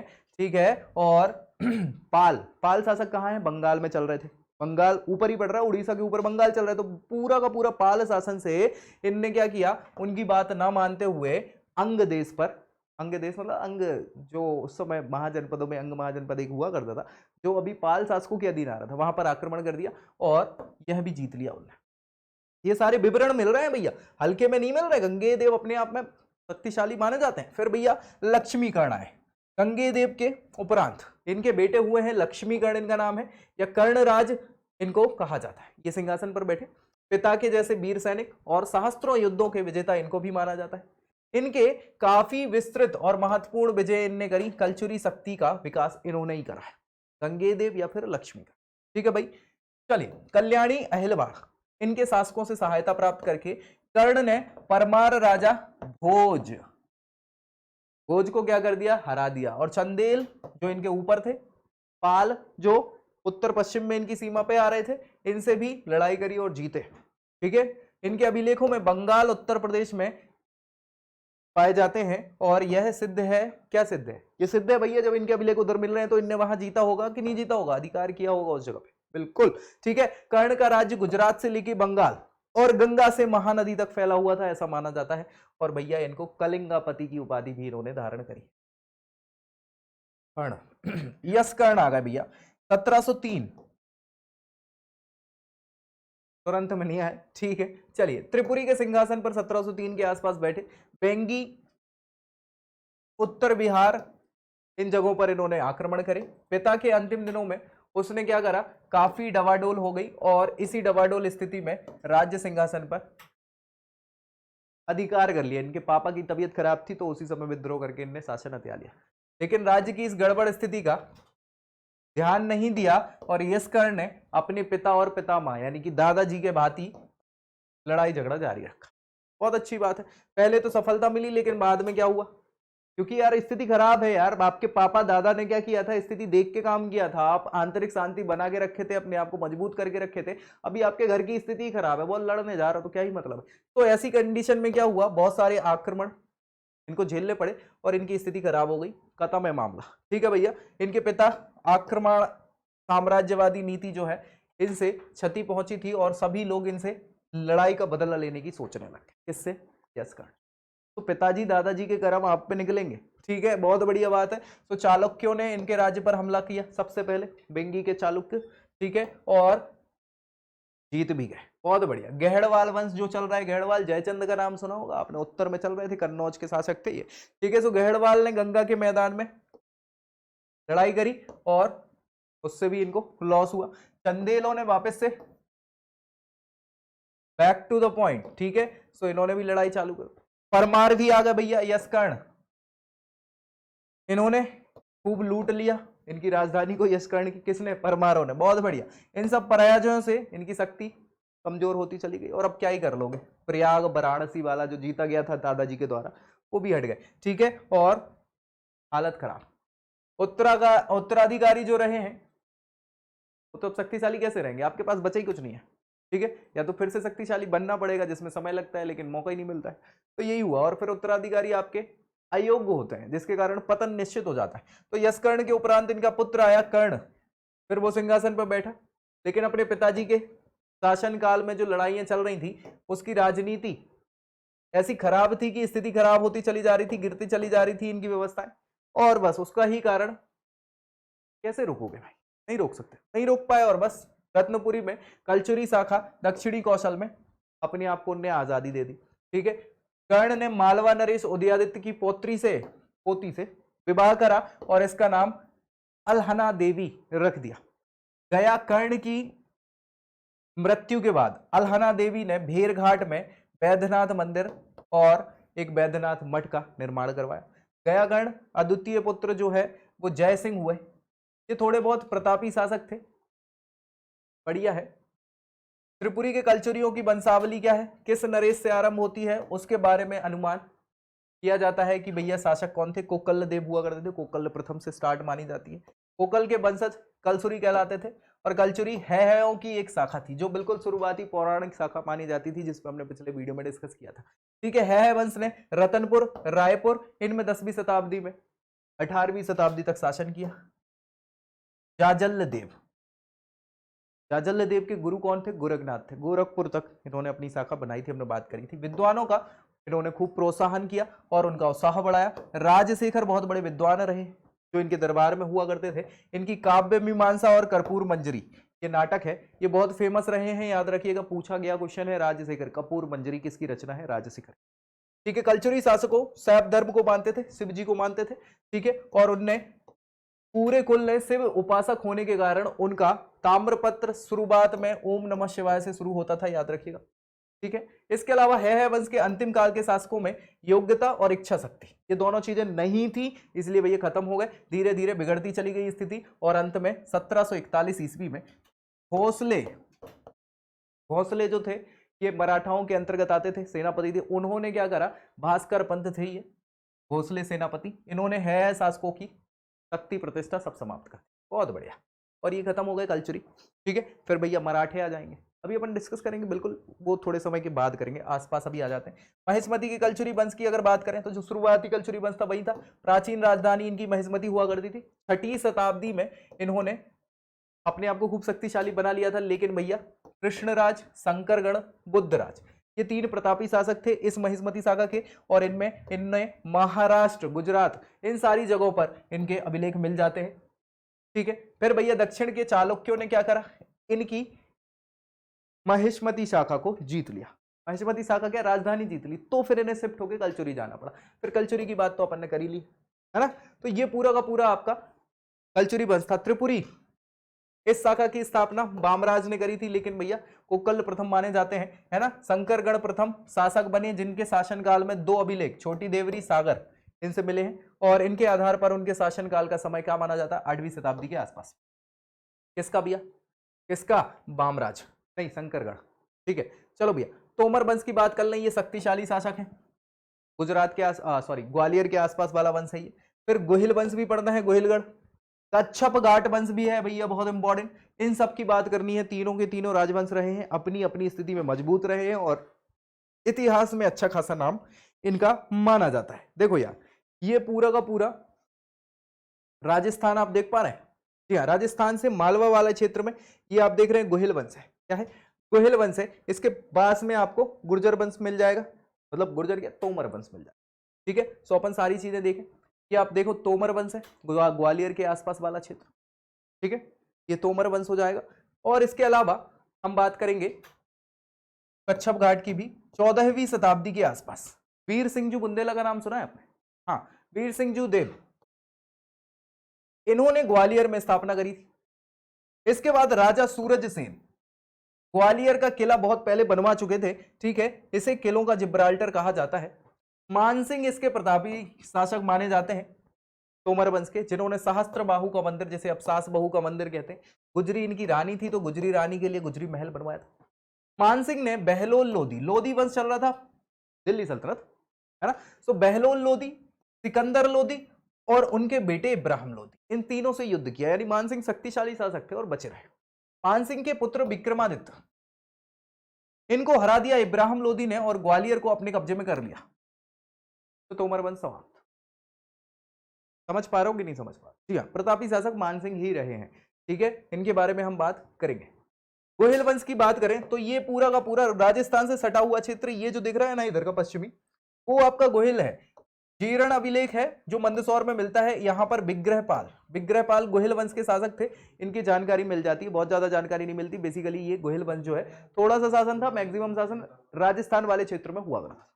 ठीक है, फिर भी एक कच्छप घाट वंश की बात करें तो ग्वालियर शिवपुरी के आसपास वाले क्षेत्र में यह स्थापित हुआ करता था। लक्ष्मण, वज्रदामन, कीर्तिराज, मधुसूदन, ये सभी शासक थे किसके, कच्छप घाट वंश के। कीर्तिराज, ये उस समय की बात है जब महमूद गजनबी अटैक कर रहे थे। कच्छप वंश तभी का है ना, कच्छप वंश तभी का है, तो भैया महमूद गजनी ने अटैक किया था और कीर्तिराज को हरा दिया था। और ये हमने बात महमूद गजनी के आक्रमण में करी हुई है, पूरे के पूरे 17 आक्रमण की बात करी हुई है, वीडियो पड़ी हुई है, जाके एक बार देख लेना। ठीक है भैया, चलिए फिर भैया आगे आ जाते हैं। अब ये इंपॉर्टेंट वंश है, बुंदेला वंश, बुंदेल वंश जिसको कहते हैं, बुंदेलखंड जिसको बनाया, बघेल वंश जैसे बघेलखंड कहते हैं वो वाला। ठीक है, कौन कौन से रहे, ये पूरा ये वाला क्षेत्र उत्तर में आपका बाउंड्री वाला, तो ये पूरा का पूरा आपका क्षेत्र जो देख पा रहे हो ये बुंदेलखंड वाला क्षेत्र है, जिसे बुंदेला शासन के लिए कहा जाता है। ये मुगल शासन में आए बुंदेला वंश।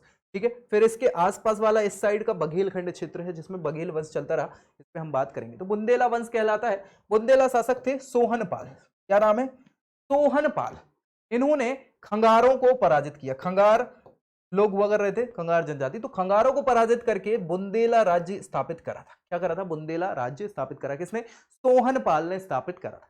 वीर बुंदेला जो है भैया, वीर सिंह जी देव बुंदेला इनको बोलते हैं, इन्होंने 13वीं शताब्दी में मऊ, मऊ रानीपुर का नाम सुना, मऊ, हाँ तो भाई मऊ महोनी में अपने नवीन राजधानी बसाकर बुंदेलखंड में अपना राज्य स्थापित करा। कब? 13वीं शताब्दी। जब क्या चल रहा था 13वीं शताब्दी में? शुरुआत चल रही थी दिल्ली सल्तनत की, है ना, बिल्कुल उत्तर में वही चल रही थी, उसी समय भैया बुंदेला शासन चला। उसके बाद अर्जुन पाल मऊ महोनी वाला जो क्षेत्र है उसके आसपास में आधिपत्य कर लिया, आसपास के क्षेत्रों को जीतना चालू कर। 1231 ये जो अर्जुन पाल हैं इनका निधन हो जाता है। तो अर्जुन पाल के निधन के बाद उनका बड़ा बेटा रहता है बीरपाल। कौन? बीरपाल। अर्जुन पाल, बीरपाल। बीरपाल बुंदेलखंड के तत्कालीन राजधानी वही मऊ मोहानी जो थी उसके क्या हुआ? शासक बने। उत्तराधिकारी में सहेजेंद्र, नानक देव, पृथ्वीराज, रामचंद्र, मेदिनी मल, अर्जुन देव और मलखान सिंह बुंदेला, ये जो हैं ये सब शासक हुए हैं। इन्होंने गढ़ कुठार किले से अपना शासन किया। गढ़ कुठार किला आपको यही मिलेगा। फिर भैया बढ़ते बढ़ते बढ़ते बढ़ते 1500 आ गया। 1500 के आसपास दिल्ली सल्तनत चल रही थी, खात्मे पे चल रही थी, बिल्कुल खात्मे पे चल रही थी। लोधी वंश चल रहा था और इसके बाद बाबर आने वाला था, है ना, मुगल वंश। ये चलते रहे चलते रहे चलते रहे 12वीं शताब्दी से, बल्कि 13वीं शताब्दी से 16वीं शताब्दी की स्टार्टिंग है। 1501 में रुद्र प्रताप सिंह बुंदेला ये बड़े शासक माने जाते हैं। इनका नाम ज्यादा आता है क्योंकि इन्होंने मऊ से राजधानी ओरछा क्या कर दी? शिफ्ट कर दी। तो ओरछा राजवंश जो है बुंदेला शासन की एक और शाखा स्टैब्लिश कर दी इन्होंने यहाँ पे। ठीक है भैया। इसमें चंपत राय बहुत प्रतापी शासक माने जाते हैं और छत्रसाल का नाम तो आपने सुना ही रहा होगा। छत्रसाल दशक भूषण ने लिखा है बहुत तेजी से। तो छत्रसाल बहुत प्रतापी बुंदेला शासक रहे हैं और इनकी बेटी जो थी मस्तानी, वो आपने बाजीराव मस्तानी सुना ही होगा, है ना। सो बुंदेला शासकों में चंपत राय और छत्रसाल ये प्रतापी शासक माने जाते हैं। छत्रसाल को महाबली, बुंदेल केसरी ये सभी नामों से छत्रसाल को जाना जाता है और इन्होंने पन्ना राजवंश की स्थापना करी। ठीक है। मलखान सिंह की मृत्यु हो गई। उनके बाद कब हुई? 1531 में। इनके बाद आए रुद्र प्रताप बुंदेला, ये गद्दी पर बैठे और ओरछा इन्होंने राजधानी बना ली। इनके उत्तराधिकारी भारती चंद्र थे। 1539 से 1554 तक ओरछा में शासन करा। परकोटा राम राजा मंदिर जो बहुत फेमस है, दीनपना शहर दीनपना, ये सभी निर्माण किसने करवाया? भारती चंद्र ने करवाया। किसने? भारती चंद्र। ओरछा में बहुत फेमस जगह है ये सारी। 1554 मधुकर शाह ये इंपॉर्टेंट शासक है। मधुकर शाह ने ओरछा पर मतलब वो शासक बने, इनके बेटे हैं ये भारती चंद्र के मधुकर शाह। ठीक है। फिर उनके शासनकाल के दौरान अकबर आ चुके थे। अकबर ने सादिक खां के नेतृत्व में आक्रमण करवाया। कहां? ओरछा में।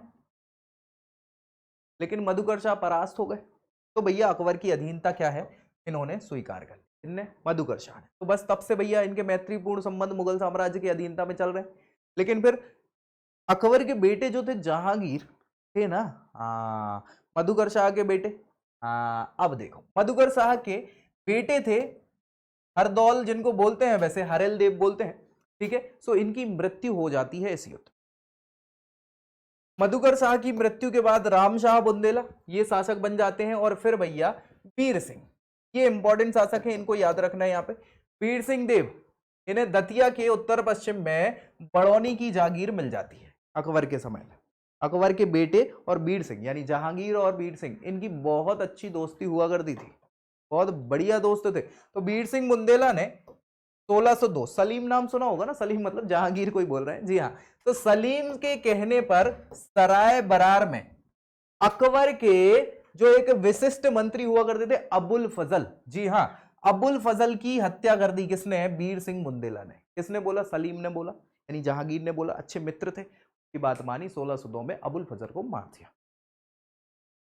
1627 में वीर सिंह बुंदेला इनके बड़े बेटे थे जुझार सिंह, तो जुझार सिंह जो है वो शासक बन जाते।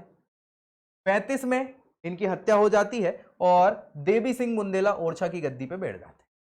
फिर बाद में भैया 1641 में शाहजहां शासक बन चुका है। शाहजहां ने पहाड़ सिंह को ओरछा का शासक नियुक्त कर दिया।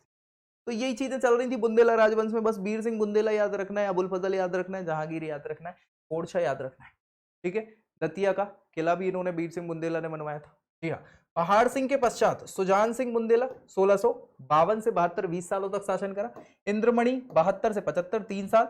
यशवंत सिंह 75 से 84, 11 साल। फिर भगत सिंह 84 से 79, 5 साल। उदोत सिंह 79 से 1736। तो बहुत अच्छा शासन है इनका, 47 सालों का। ठीक है, ये शासक बने रहे। विक्रमादित्य सिंह बुंदेला 1776 से 1817, ये ज्यादा अच्छे शासक रहे हैं, पराक्रमी शासक हुए हैं। इन्होंने बलदेवगढ़ के किले का निर्माण भी करवाया। किसने? विक्रमादित्य सिंह बुंदेला, बलदेवगढ़।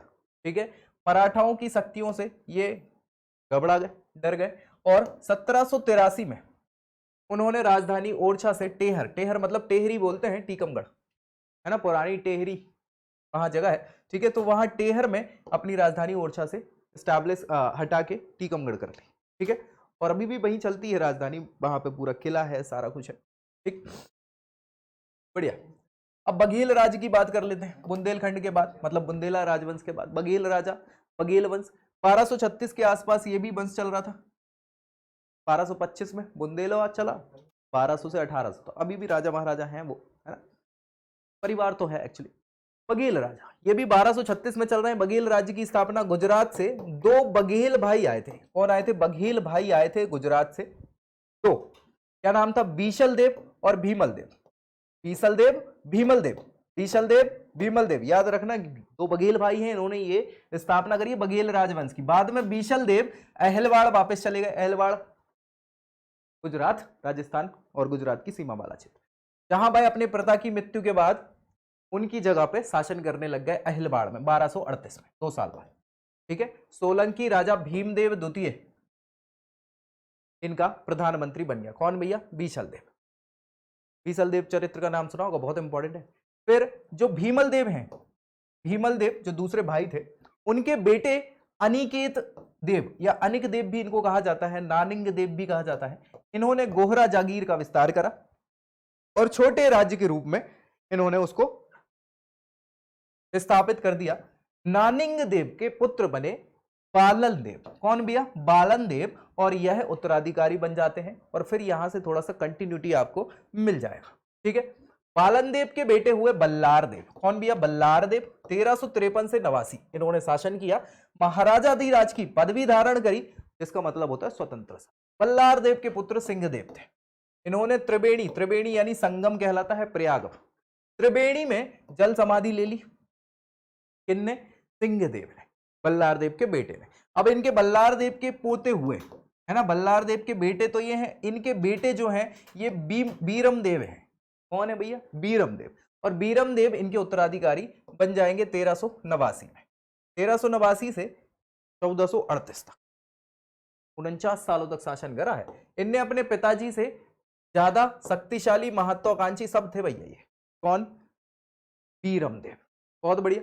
फिर बघेलखंड और कालपी, इनका विभाजन केन नदी करती है। जी हाँ, बीरम देव के बाद इनके बेटे नरहरि देव आए। 1438 से 1470 तक शासन किया। 1443 में महमूद सरकी जो आए हैं भैया 1441 से 57, कालपी अभियान में इन्होंने सहयोग प्रदान किया। किसने? नरहरि ने। किसको? महमूद सरकी को।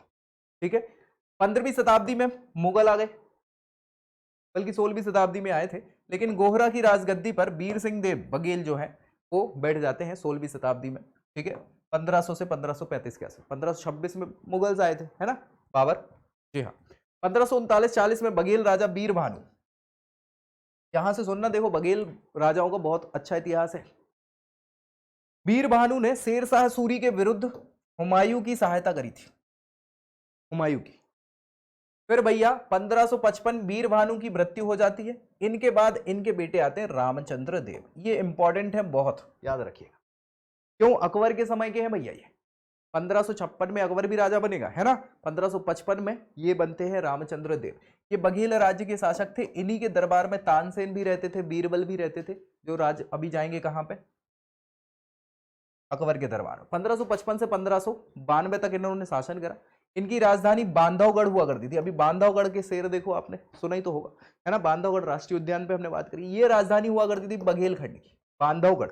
ठीक है, इसको स्थानांतरित करें, अकबर के समकालीन हुआ करते थे संगीत सम्राट तानसेन, ये भैया रामचंद्र देव के दरबारी गायक हुआ करते थे। इनकी ख्याति सुनकर अकबर ने 1562 में जलाल खां को भेजा भैया रामचंद्र देव के पास और तानसेन को बुलवाया कि भैया हमारे दरबार में भेज दो। तो उन्होंने कहा ठीक है ले जाओ भैया। फिर इसके अलावा 1569 में कलिंजर दुर्ग, कलिंजर चंदेलों की हुआ करता था, है ना, तो कलिंजर दुर्ग भी प्राप्त कर लिया। अकबर ने अपनी सेना बांधवगढ़ भेजी। फिर 1584 में रामचंद्र देव और अकबर की भेंट फतेहपुर सीकरी में हुई, जो फतेहपुर सीकरी बनवाया था अकबर ने, है ना। 1592 में रामचंद्र की मृत्यु हो गई, रामचंद्र देव की, ठीक है। और इनके बाद अकबर ने उनके बेटे वीरभद्र देव को राजा बना दिया बांधवगढ़ का। वीरभद्र देव की मृत्यु के बाद उनके बेटे जो थे अल्प वयस्क थे, वयस्क नहीं हुए थे, विक्रमजीत, क्या भैया विक्रमजीत, ये बांधवगढ़ की गद्दी पर बैठे। 1594 में अकबर ने विक्रमादित्य को पदच्युत करके, ये विक्रमजीत हैं विक्रमादित्य, इनको त्रिपुरदास को बांधवगढ़ का सूबेदार बना दिया। इसके बाद 1601 तक ये पूरा का पूरा बांधवगढ़ वाला क्षेत्र जो है मुगलों के हाथ में रहा, ठीक है, मुगलों के अधीन रहा, उनका ही चलता रहा, ठीक है, बढ़िया। 1602 में वीरभद्र के एक बेटे थे, दासी के पुत्र थे, जिनका नाम था जिरदोधन, जिरजोधन, जिरजोधन, दुर्योधन भी बोला जाता है इनको बांधवगढ़ की गद्दी पर बिठा दिया। 1605 तक इन्होंने शासन किया। 1605 में अकबर एक्सपायर। 1619 जहांगीर बांधवगढ़ का क्षेत्र वीरभद्र के पुत्र विक्रमजीत को वापस दे दिया। 1642 विक्रमजीत की मृत्यु हो जाती है और उसके बाद अमर सिंह बनते हैं 1624 से 40 तक, क्या भैया गद्दी पर बैठे। अच्छे संबंध थे। जहांगीर ने राजा की पदवी प्रदान करी और उसके बाद 1640 में अनूप सिंह, अनूप प्रदेश कहा जाता है, अनूप सिंह को राजपुताना में बूंदी के हाड़ा, उदयपुर, सिसोदिया और अजमेर के कचवाहा घरानों से वैवाहिक संबंध जो है इन्होंने स्थापित करे अनूप सिंह ने। तो भैया राजस्थान वाले क्षेत्रों में पहाड़ सिंह बुंदेला ये आक्रमण करते हैं बघेलखंड पर, किसके समय पे, इन्हीं के समय पे, बिल्कुल अनूप सिंह के समय पे, ठीक है। सो कर देते हैं और बांधवगढ़ किला खराब कर देते हैं। रीवा फिर स्थानांतरित करेंगे अब राजधानी बघेलखंड से, सॉरी बांधवगढ़ से रीवा अपनी राजधानी स्टैब्लिश करेंगे, स्थानांतरित करेंगे। बघेलखंड की नई राजधानी बनाई गई क्योंकि भैया बांधवगढ़ तो नष्ट हो चुका था। अनूप सिंह के बाद भाव सिंह बने, 1660 से 1690 30 सालों तक शासन किया। अनिरुद्ध सिंह 1690 से 1700 10 सालों तक शासन किया। और फिर भैया अवधेश सिंह 1700 से 1755 बघेलखंड की गद्दी पर बैठे, अवधूत सिंह, ठीक है। फिर भैया अजीत सिंह आएंगे 1755 से 1809, अच्छा खासा शासन है। जय सिंह आ जाएंगे भैया 1809 से 33, विश्वनाथ सिंह 1833 से 54 और रघुनाथ सिंह रघुराज सिंह 1854 से 80 तक। 1857 की क्रांति रघुराज सिंह इनके समय में हुई थी, याद रखिएगा। रघुराज के समय गोविंदगढ़ महल जो है इसका निर्माण करवाया था। और राजवंश के अन्य शासकों में फिर आ जाएंगे रुद्रराज सिंह, वेंकट रमन सिंह, गुलाब सिंह, मार्तंड सिंह। मार्तंड सिंह बहुत इंपॉर्टेंट है, सफेद शेर यही लेके आए थे भैया, है ना। चलो भैया दिल्ली सल्तनत पे आ जाएं। मध्यकालीन इतिहास में क्या हुआ, बाकी फुटफुट तो हमने देख लिया कि मध्य प्रदेश में ये यहाँ पे चल रहा था, तोमर वंश चल रहा था, है ना। अभी दिल्ली के समय की बात करें, यहाँ बुंदेला वंश चल रहा था, है ना। यहाँ पे अगर बात करें बघेल वंश चल रहा था, ठीक है, कलचुरी चल रहा था ये पूरे में, ठीक है। और यहाँ अलग अलग चल रहे थे सारे राजवंश, ठीक है, हमने सारी बातें करी हुई। अब दिल्ली सल्तनत की बात कर ले। गुलाम वंश के समय क्या हुआ, 1206 में कुतुबुद्दीन ऐबक गुलाम वंश के संस्थापक के रूप में गद्दी पे बैठता है। जी हाँ, दिल्ली सल्तनत जिसको कहा जाता है। गौरी के गुलाम हुआ करते थे और इस्लामिक राज्य की भारत में शुरुआत जो है ऑफिशियल कुतुबुद्दीन ऐबक ने की, दिल्ली सल्तनत की, ठीक है। ऐबक ने बुंदेलखंड में राजा परमर्दी देव जो है चंदेल वंश के शासक हुआ करते थे, हमने बात करी हुई है। आलाउदल की बात करें, पृथ्वीराज चौहान के समकक्ष हुआ करते थे, ठीक है। कलिंजर जीत लिया, जो इनका बहुत इंपॉर्टेंट किला था। हमने कहा है कलिंजर जिसने जीता तो बुंदेलखंड उसने जीता। महोबा, खजुराहो, इन सारी जगहों पर जो भैया पूरा चंदेलों का आधिपत्य हुआ करता था वो जीत लिया किसने, कुतुबुद्दीन ऐबक ने। फिर भैया जो वास्तविक संस्थापक इल्तुतमिश कहलाते हैं दिल्ली सल्तनत के, उन्होंने मांडू जीता, मालवा जीता, ग्वालियर जीता, उज्जैन जीता, ये पश्चिमी क्षेत्र जीता, ग्वालियर भी जीत लिया। तो क्या बचा, भेलसा, विदिशा वगैरह। ग्वालियर यहां पर इन्होंने एक मुस्लिम गवर्नर नियुक्त कर दिया भेलसा में, ठीक है। खिलजी वंश आया फिर गुलाम वंश के बाद। जी हाँ, तो खिलजी वंश 1290 से 1320 तक 30 सालों तक चलता है, जिसमें भैया अलाउद्दीन खिलजी का नाम आपने सुना ही है। जी हाँ, तो जलालुद्दीन फिरोज खिलजी जिसको बोलते हैं जलालुद्दीन खिलजी, इन्होंने इस वंश की स्थापना करी, खिलजी वंश की, है ना। ग्वालियर में गुंबदाकार विश्राम गृह बनवाया, मांडू को लूटा, सूबेदार आइन उल मुल्क हुआ करते थे, मालवा आक्रमण के लिए भेज दिया, और राजा महल देव और उसके पुत्र इसमें मारे गए। कलिंजर जीत लिया, महोबा, भेलसा विदिशा कहलाता था, चंदेरी जो ग्वालियर के आसपास, मतलब ग्वालियर क्या बेसिकली अशोकनगर गुनावाला क्षेत्र, धार, इन सारी जगहों को लूट लिया। किसने लूटा? जलालुद्दीन फिरोज। जलालुद्दीन फिरोज नहीं, एक्चुअली इन्होंने क्या किया था, आइन उल मुल्क को भेजा था सूबेदार को, तो उसने लूटा। ठीक है, बहुत बढ़िया। फिर भैया तुगलक वंश 1320 से 1414 के आसपास पूरा चलता रहा तुगलक वंश, दिल्ली सल्तनत। गयासुद्दीन तुगलक संस्थापक माने जाते हैं, ज्यादा शासन कर नहीं पाते, गाजी मलिक इनको कहते हैं। ठीक है, इनके बेटे थे मोहम्मद बिन तुगलक। मोहम्मद बिन तुगलक को भैया पागल, रक्त पिपासु, ये सारी के सारे वीडियोस पड़े हैं बिल्कुल बाकायदा, जाके देख सकते हैं आप। इन्होंने सूबेदार को भेजा दमोह में, उन्होंने यहाँ महल बनवाए। गयासुद्दीन के बाद जूना खां, जिन्हें मोहम्मद बिन तुगलक कहा जाता है, ये शासक बने। और बटियागढ़ अभिलेख इंपॉर्टेंट है, ये पूछा गया क्वेश्चन है, बटियागढ़ अभिलेख किसके साक्ष्य मिलते हैं? तो भैया मोहम्मद बिन तुगलक के मिलते हैं। दमोह में पड़ता है बटियागढ़। इनने प्राणियों के लिए एक बावड़ी बनवाई, गोमठ बनवाया, बगीचा बनवाया। ठीक है, इसके अलावा फिरोज शाह तुगलक के राज्य में जो उत्तराधिकारी किसके थे? मोहम्मद बिन तुगलक के भाई ही थे हालांकि। ठीक है, दुल्लीपुर अभिलेख मिला है सागर में, इनकी जानकारी मिल जाती है। नसीरुद्दीन महमूद, ये तो भैया खत्म थे, है ना। ठीक है, सो मालवा का सूबेदार थे दिलावर खां गौरी, इससे स्वतंत्र हो गए, स्वतंत्र राज्य की स्थापना कर ली मालवा पे। लोधी वंश, बहलोल लोधी संस्थापक थे, अच्छा शासक माना जाता है। ग्वालियर पर आक्रमण करा और इसी समय लू लग जाती है, मर जाता है। ठीक है, सिकंदर लोधी स्वर्णकार हिंदू मां की संतान थे। ग्वालियर भूभाग से इनने राजस्व वसूल किया। और इब्राहिम लोधी ग्वालियर के शासक विक्रमजीत को हराकर इन्होंने ग्वालियर पर अधिकार कर लिया। तोमर वंश का नाम सुना है? हाँ, वही बात। चलिए, मुगल काल आ जाता है फिर लोधी के बाद। बाबर आक्रमण करते 1526 में, और भैया पानीपत के साथ ही मुगल साम्राज्य स्टैब्लिश हो जाता है। एक समय रहता है जब पूरे भारत पर मुगल साम्राज्य स्टैब्लिश हुआ करता था। ठीक है, तो पानीपत का पहला युद्ध 1526, बाबर ने इब्राहिम लोधी को हरा दिया, मुगल साम्राज्य की नींव डाल दी। मेदिनी राय जो भैया चंदेरी के शासक हुआ करते थे, 1528 में इनको हराकर चंदेरी पर अधिकार कर लिया। कलिंजर महोबा का किला भी मुगल अधिपत्य में आ गया। खानवा का युद्ध जो हुआ 1527 में राणा प्रताप के साथ, राणा प्रताप नहीं, राणा सांगा के साथ। ठीक है, सो इनको हराकर मालवा पर नियंत्रण कर लिया।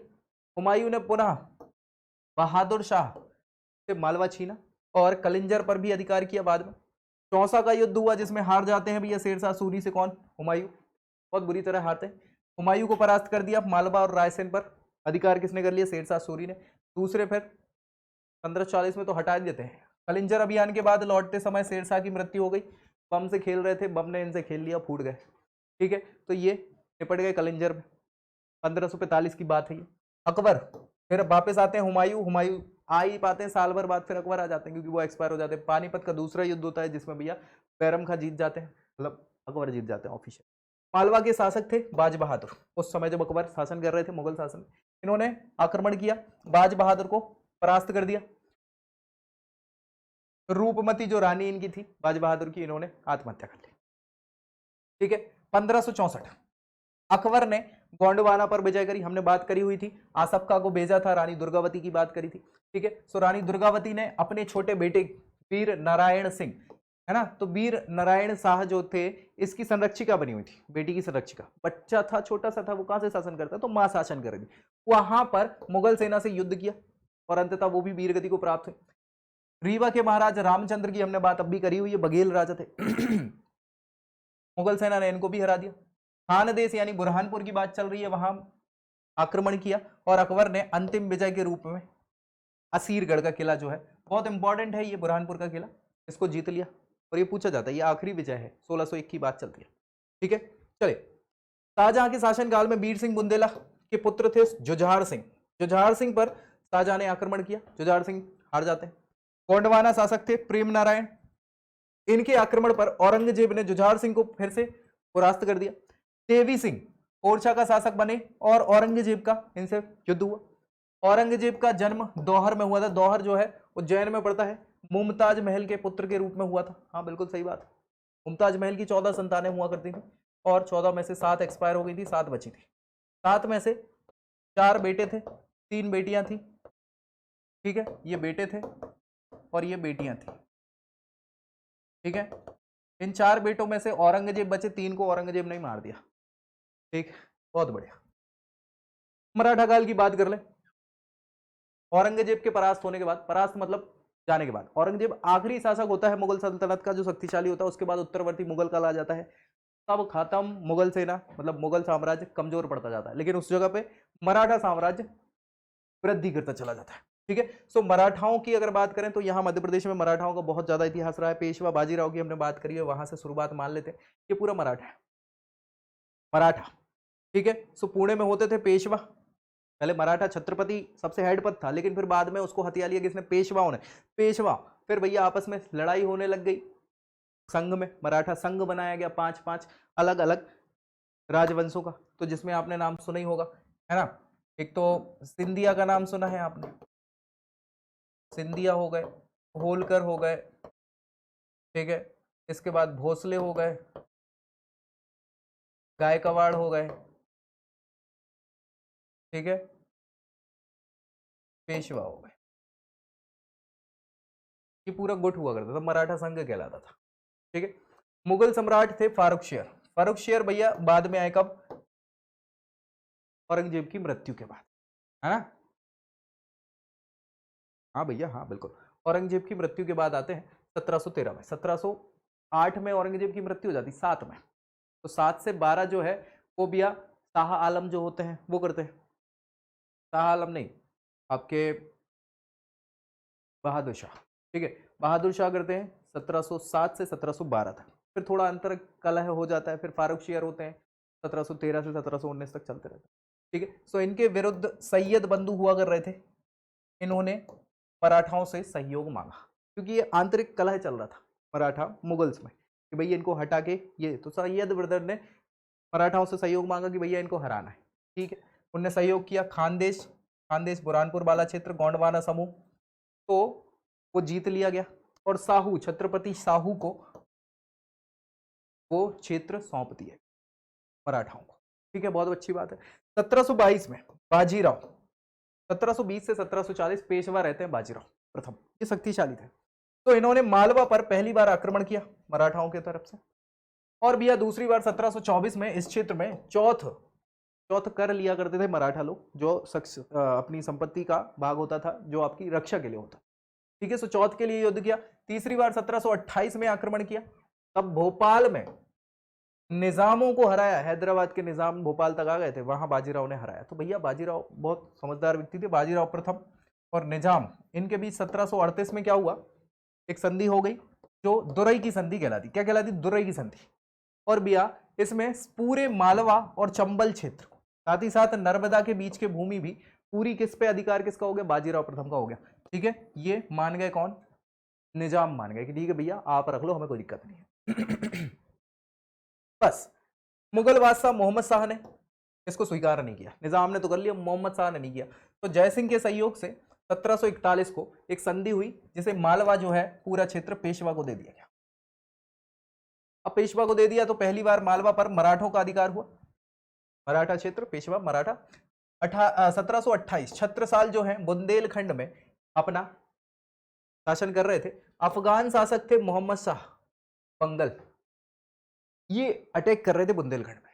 तो भैया छत्रसाल ने बाजीराव से सहायता मांगी, बाजीराव पहुंच गए, वहीं पे मस्तानी मिल जाती है।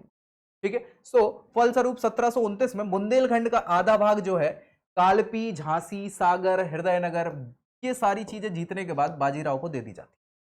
ये क्षेत्र भी बाजीराव का हो गया। बहुत बढ़िया। पानीपत की तीसरी लड़ाई हुई 1761 में। अहमद शाह अब्दाली आया और इन्होंने मराठों को हरा दिया, मराठे खत्म, और यहीं से समस्या चालू हो जाती। ठीक है भैया, इसके बाद जो इनका संघ था मराठाओं का वो टूटने लग गया। होलकर, सिंधिया ये उत्तर भारत में अपने आप को स्वतंत्र रूप से एस्टैब्लिश कर लेते हैं कि हमें मराठाओं के संघ में नहीं रहना, रहेंगे संघ में लेकिन ये शासन हमारा है। ठीक है, सो मध्य प्रदेश में यही होता है। छत्रसाल की भी मुगलों से लड़ाई हुई इसी समय। बाजीराव ने फिर छत्रसाल की मदद करी। फिर भैया सागर, दमोह, जबलपुर, धमौनी, सागर, ग्वालियर, सारे क्षेत्र जो है बाजीराव को मिल गए। पेशवा बाजीराव ने सागर, दमोह, गोविंद खैर व्यक्ति का नाम है, जो सागर दमोह वाले क्षेत्र में इसको प्रतिनिधि नियुक्त किया। जबलपुर में क्या कर दिया, विशाजी गोविंद, इनको जबलपुर सौंप दिया। सारंगपुर में पेशवा नारायण राव और मालवा में गिरिधर बहादुर के बीच में युद्ध हो जाता है, इसमें मराठे जीत जाते हैं। मालवा का क्षेत्र किसको दे दिया जाता है, पवार, उदासी पवार को। मल्हार राव होलकर, इन दोनों को मालवा क्षेत्र में मार दिया जाता है। तो देवास के आसपास पवार वंश चलता है और फिर इंदौर के आसपास होलकर वंश चलता है। बुरहानपुर से ग्वालियर तक का भाग जो है पेशवा ने किसको दे दिया, सिंधिया को दे दिया, तो सिंधिया वंश चलता है। जी हाँ, तभी से तो ऐसा हुआ, ये पूरा उत्तर वाला सिंधिया, फिर ये होलकर, यहाँ पवार। ठीक है, बहुत बढ़िया। उज्जैन, मंदसौर, सिंधिया जीत लेते हैं। 1737 में भोपाल निजाम को हराकर सीहोर, होशंगाबाद का क्षेत्र अपने अधीन कर लेते हैं पेशवा। ठीक है, रायसेन, मराठों ने यहाँ पर किला बनवाया मजबूत, वो किला तो था ही पुराना वाला। जी हाँ, रायसेन का किला।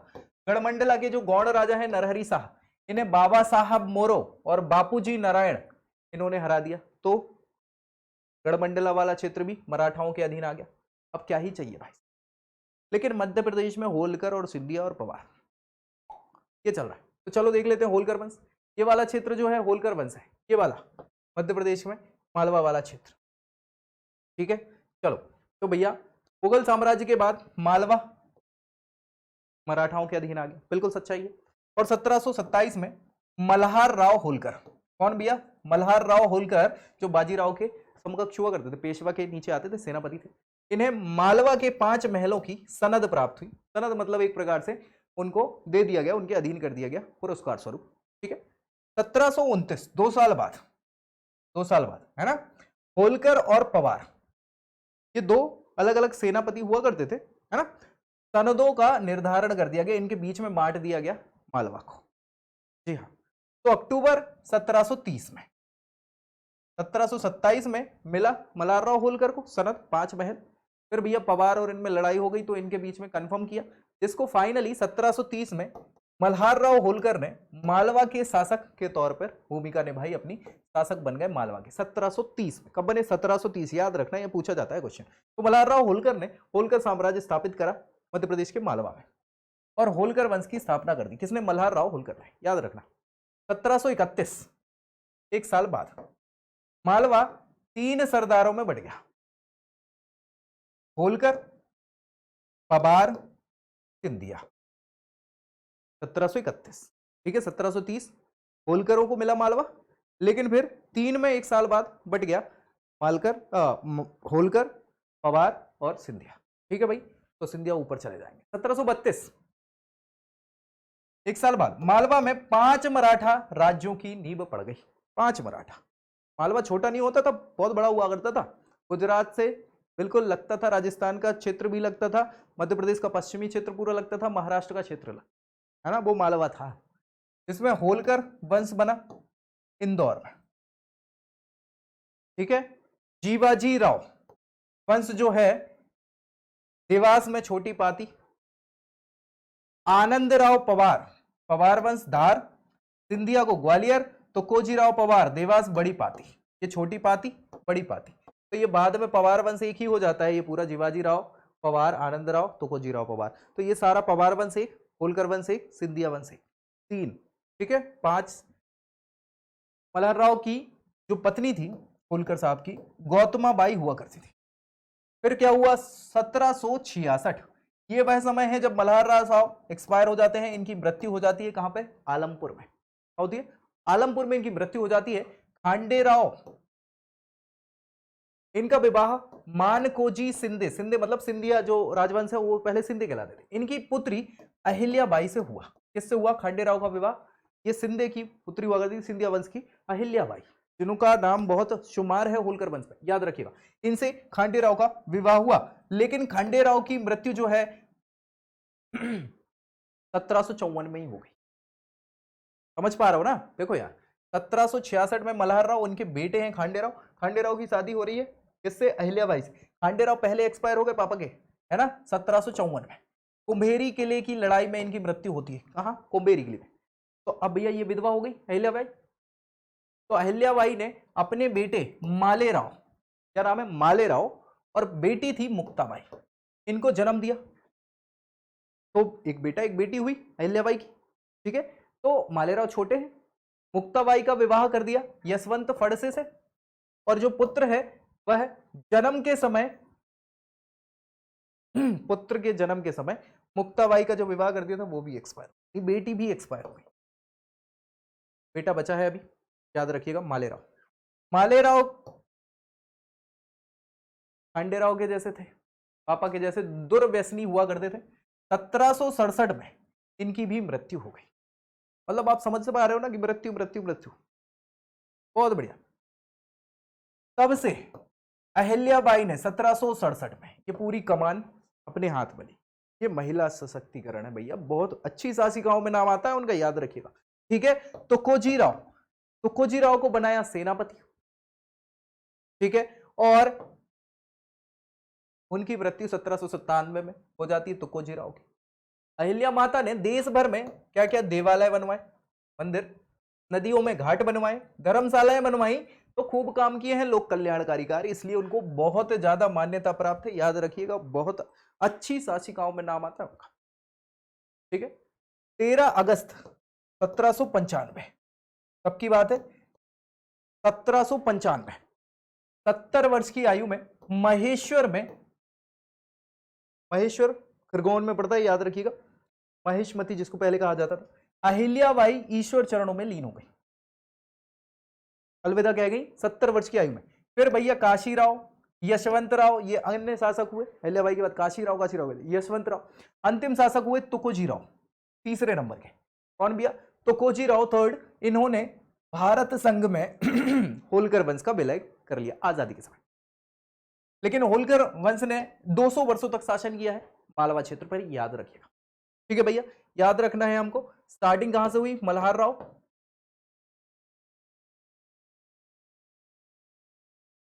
1730, ठीक है। प्रमुख शासिकाओं में नाम प्रमुख शासक मल्हार राव तो संस्थापक हैं। फिर भैया अहिल्याबाई, ये इंपॉर्टेंट है, ठीक है, अहिल्याबाई होलकर, ये 1795 में एक्सपायर हो जाएंगी, याद रखिएगा, 1767 में,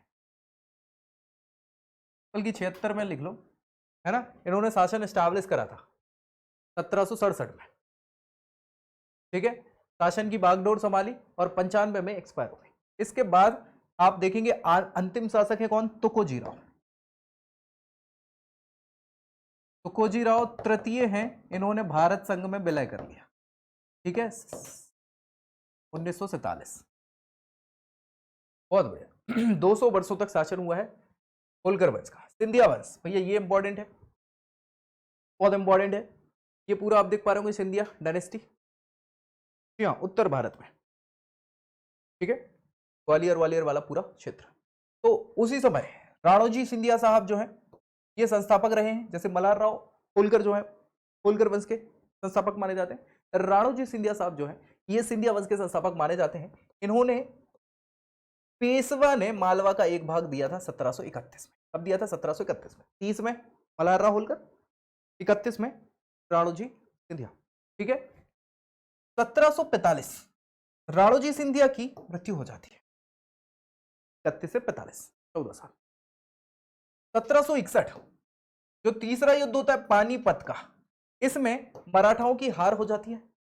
भैया महाजी सिंधिया, जो सिंधिया वंश के थे, वो युद्ध भूमि से भाग जाते हैं।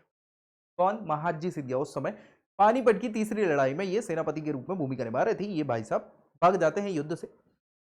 जाट सरदार होते हैं लोकेंद्र सिंह, उन्होंने युद्ध के बाद ग्वालियर का किला जीत लिया। तो मल्हार राव होलकर भाग गए तो इनने जीत लिया जाट सरदार ने। 1765 में महादजी सिंधिया जो है ये ग्वालियर का किला वापस लेने में सफल हो जाता। बहुत बढ़िया। मध्य भारत उत्तर भारत में मराठाओं की सत्ता फिर से स्थापित हो जाती है। उज्जैन को ये राजधानी बनाते हैं। उस समय शुरुआत में सिंधिया वंश की जो राजधानी थी वो उज्जैन हुआ करती, बाद में ग्वालियर शिवपुरी, मतलब शिवपुरी ग्वालियर ये चलता रहा। महाजी ने मुगल शासक शाह आलम को मुक्त करवा दिया, किससे, कादिर से, गुलाम कादिर से मुक्त करवाया था शाह आलम को। शाह आलम, कब की बात चल रही है ये, शाह आलम द्वितीय की बात चल रही है, जी हाँ बिल्कुल। तो शाह आलम को मुक्त करवाया महादजी सिंधिया ने।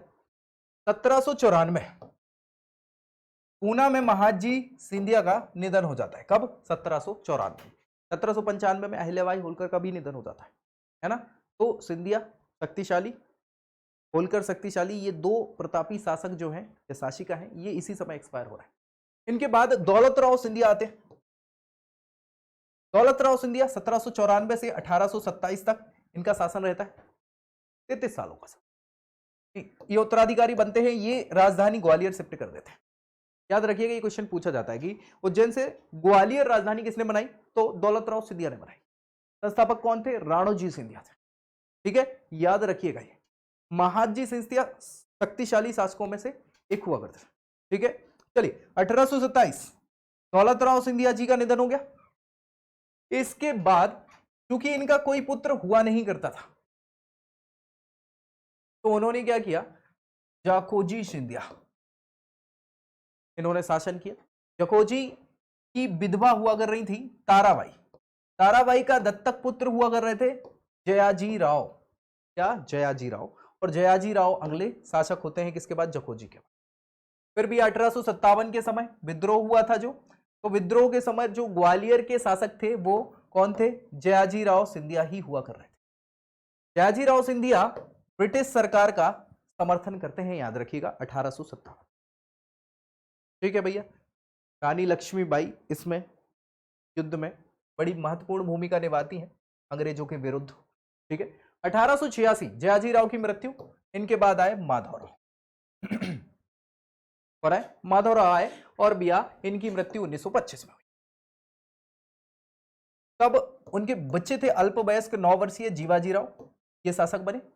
1948 दिल्ली में मध्य भारत के राजाओं के सम्मेलन में 25 रियासतें और मालवा, इंदौर, इसके अलावा ग्वालियर संयुक्त संघ बनाया गया, जिसे मध्य भारत का नाम दिया गया। हमने बात करी है। और भैया इनका उद्घाटन जवाहरलाल नेहरू ने करा था। मध्य भारत के राज प्रमुख के रूप में कौन थे? जीवाजी राव सिंधिया। यही भैया, जीवाजी राव सिंधिया यहां पर राज प्रमुख थे किसके? मध्य भारत के। जीवाजी राव के पुत्र थे माधवराव सिंधिया, ये ग्वालियर से सांसद रहे। हवाई दुर्घटना में इनकी मृत्यु हो गई। माधवराव के पुत्र जो हैं वो हैं ज्योतिरादित्य सिंधिया जी, जो कांग्रेस में थे, अभी बीजेपी ज्वाइन करी हुई है। सांसद रहे हैं, सरकार में राज्य मंत्री रहे हैं, अभी फिलहाल उड्डयन मंत्री है ना, कैबिनेट स्तर पे। ठीक है, मध्य प्रदेश क्रिकेट एसोसिएशन के अध्यक्ष भी रह चुके हैं, और अभी हम बात वही कर रहे हैं, उड्डयन मंत्री, कैबिनेट मंत्री। ठीक है, याद रखिएगा। तो ये पूरा का पूरा हमने बात कर ली मध्यकालीन से लेके आधुनिक भारत की। अब कुछ प्रमुख विद्रोह और बाकी चीजें हैं इतिहास के तौर पर, जिसको हम नेक्स्ट वीडियो में कवर कर लेंगे, क्योंकि ये लंबी हो जाएगी नहीं तो फिर बहुत ज्यादा। ठीक है, सो अगले वीडियो में बात करेंगे। अभी ये वीडियो अच्छी लगी तो इसको लाइक करना, दोस्तों में शेयर करना बिल्कुल नहीं भूलना है, क्योंकि यार दोस्त हैं, दोस्त होते किस लिए, और चैनल सब्सक्राइब करना है, ताकि पूरी तैयारी आपकी कहाँ हो जाए? यही हो जाए, मध्य प्रदेश की। अगले वीडियो में इतिहास का आखिरी पार्ट है, जिसमें हम पूरी चीजें डिस्कस करने वाले हैं। बहुत सारे विद्रोह हुए हैं अलग अलग, तो सब पे हमें चर्चा है ना, और बिल्कुल आजादी के समय की ना बात करनी कि कैसे हमने भारत की आजादी में मध्य प्रदेश का क्या योगदान। तो मिलते हैं अगले वीडियो में, तब तक के लिए जय हिंद।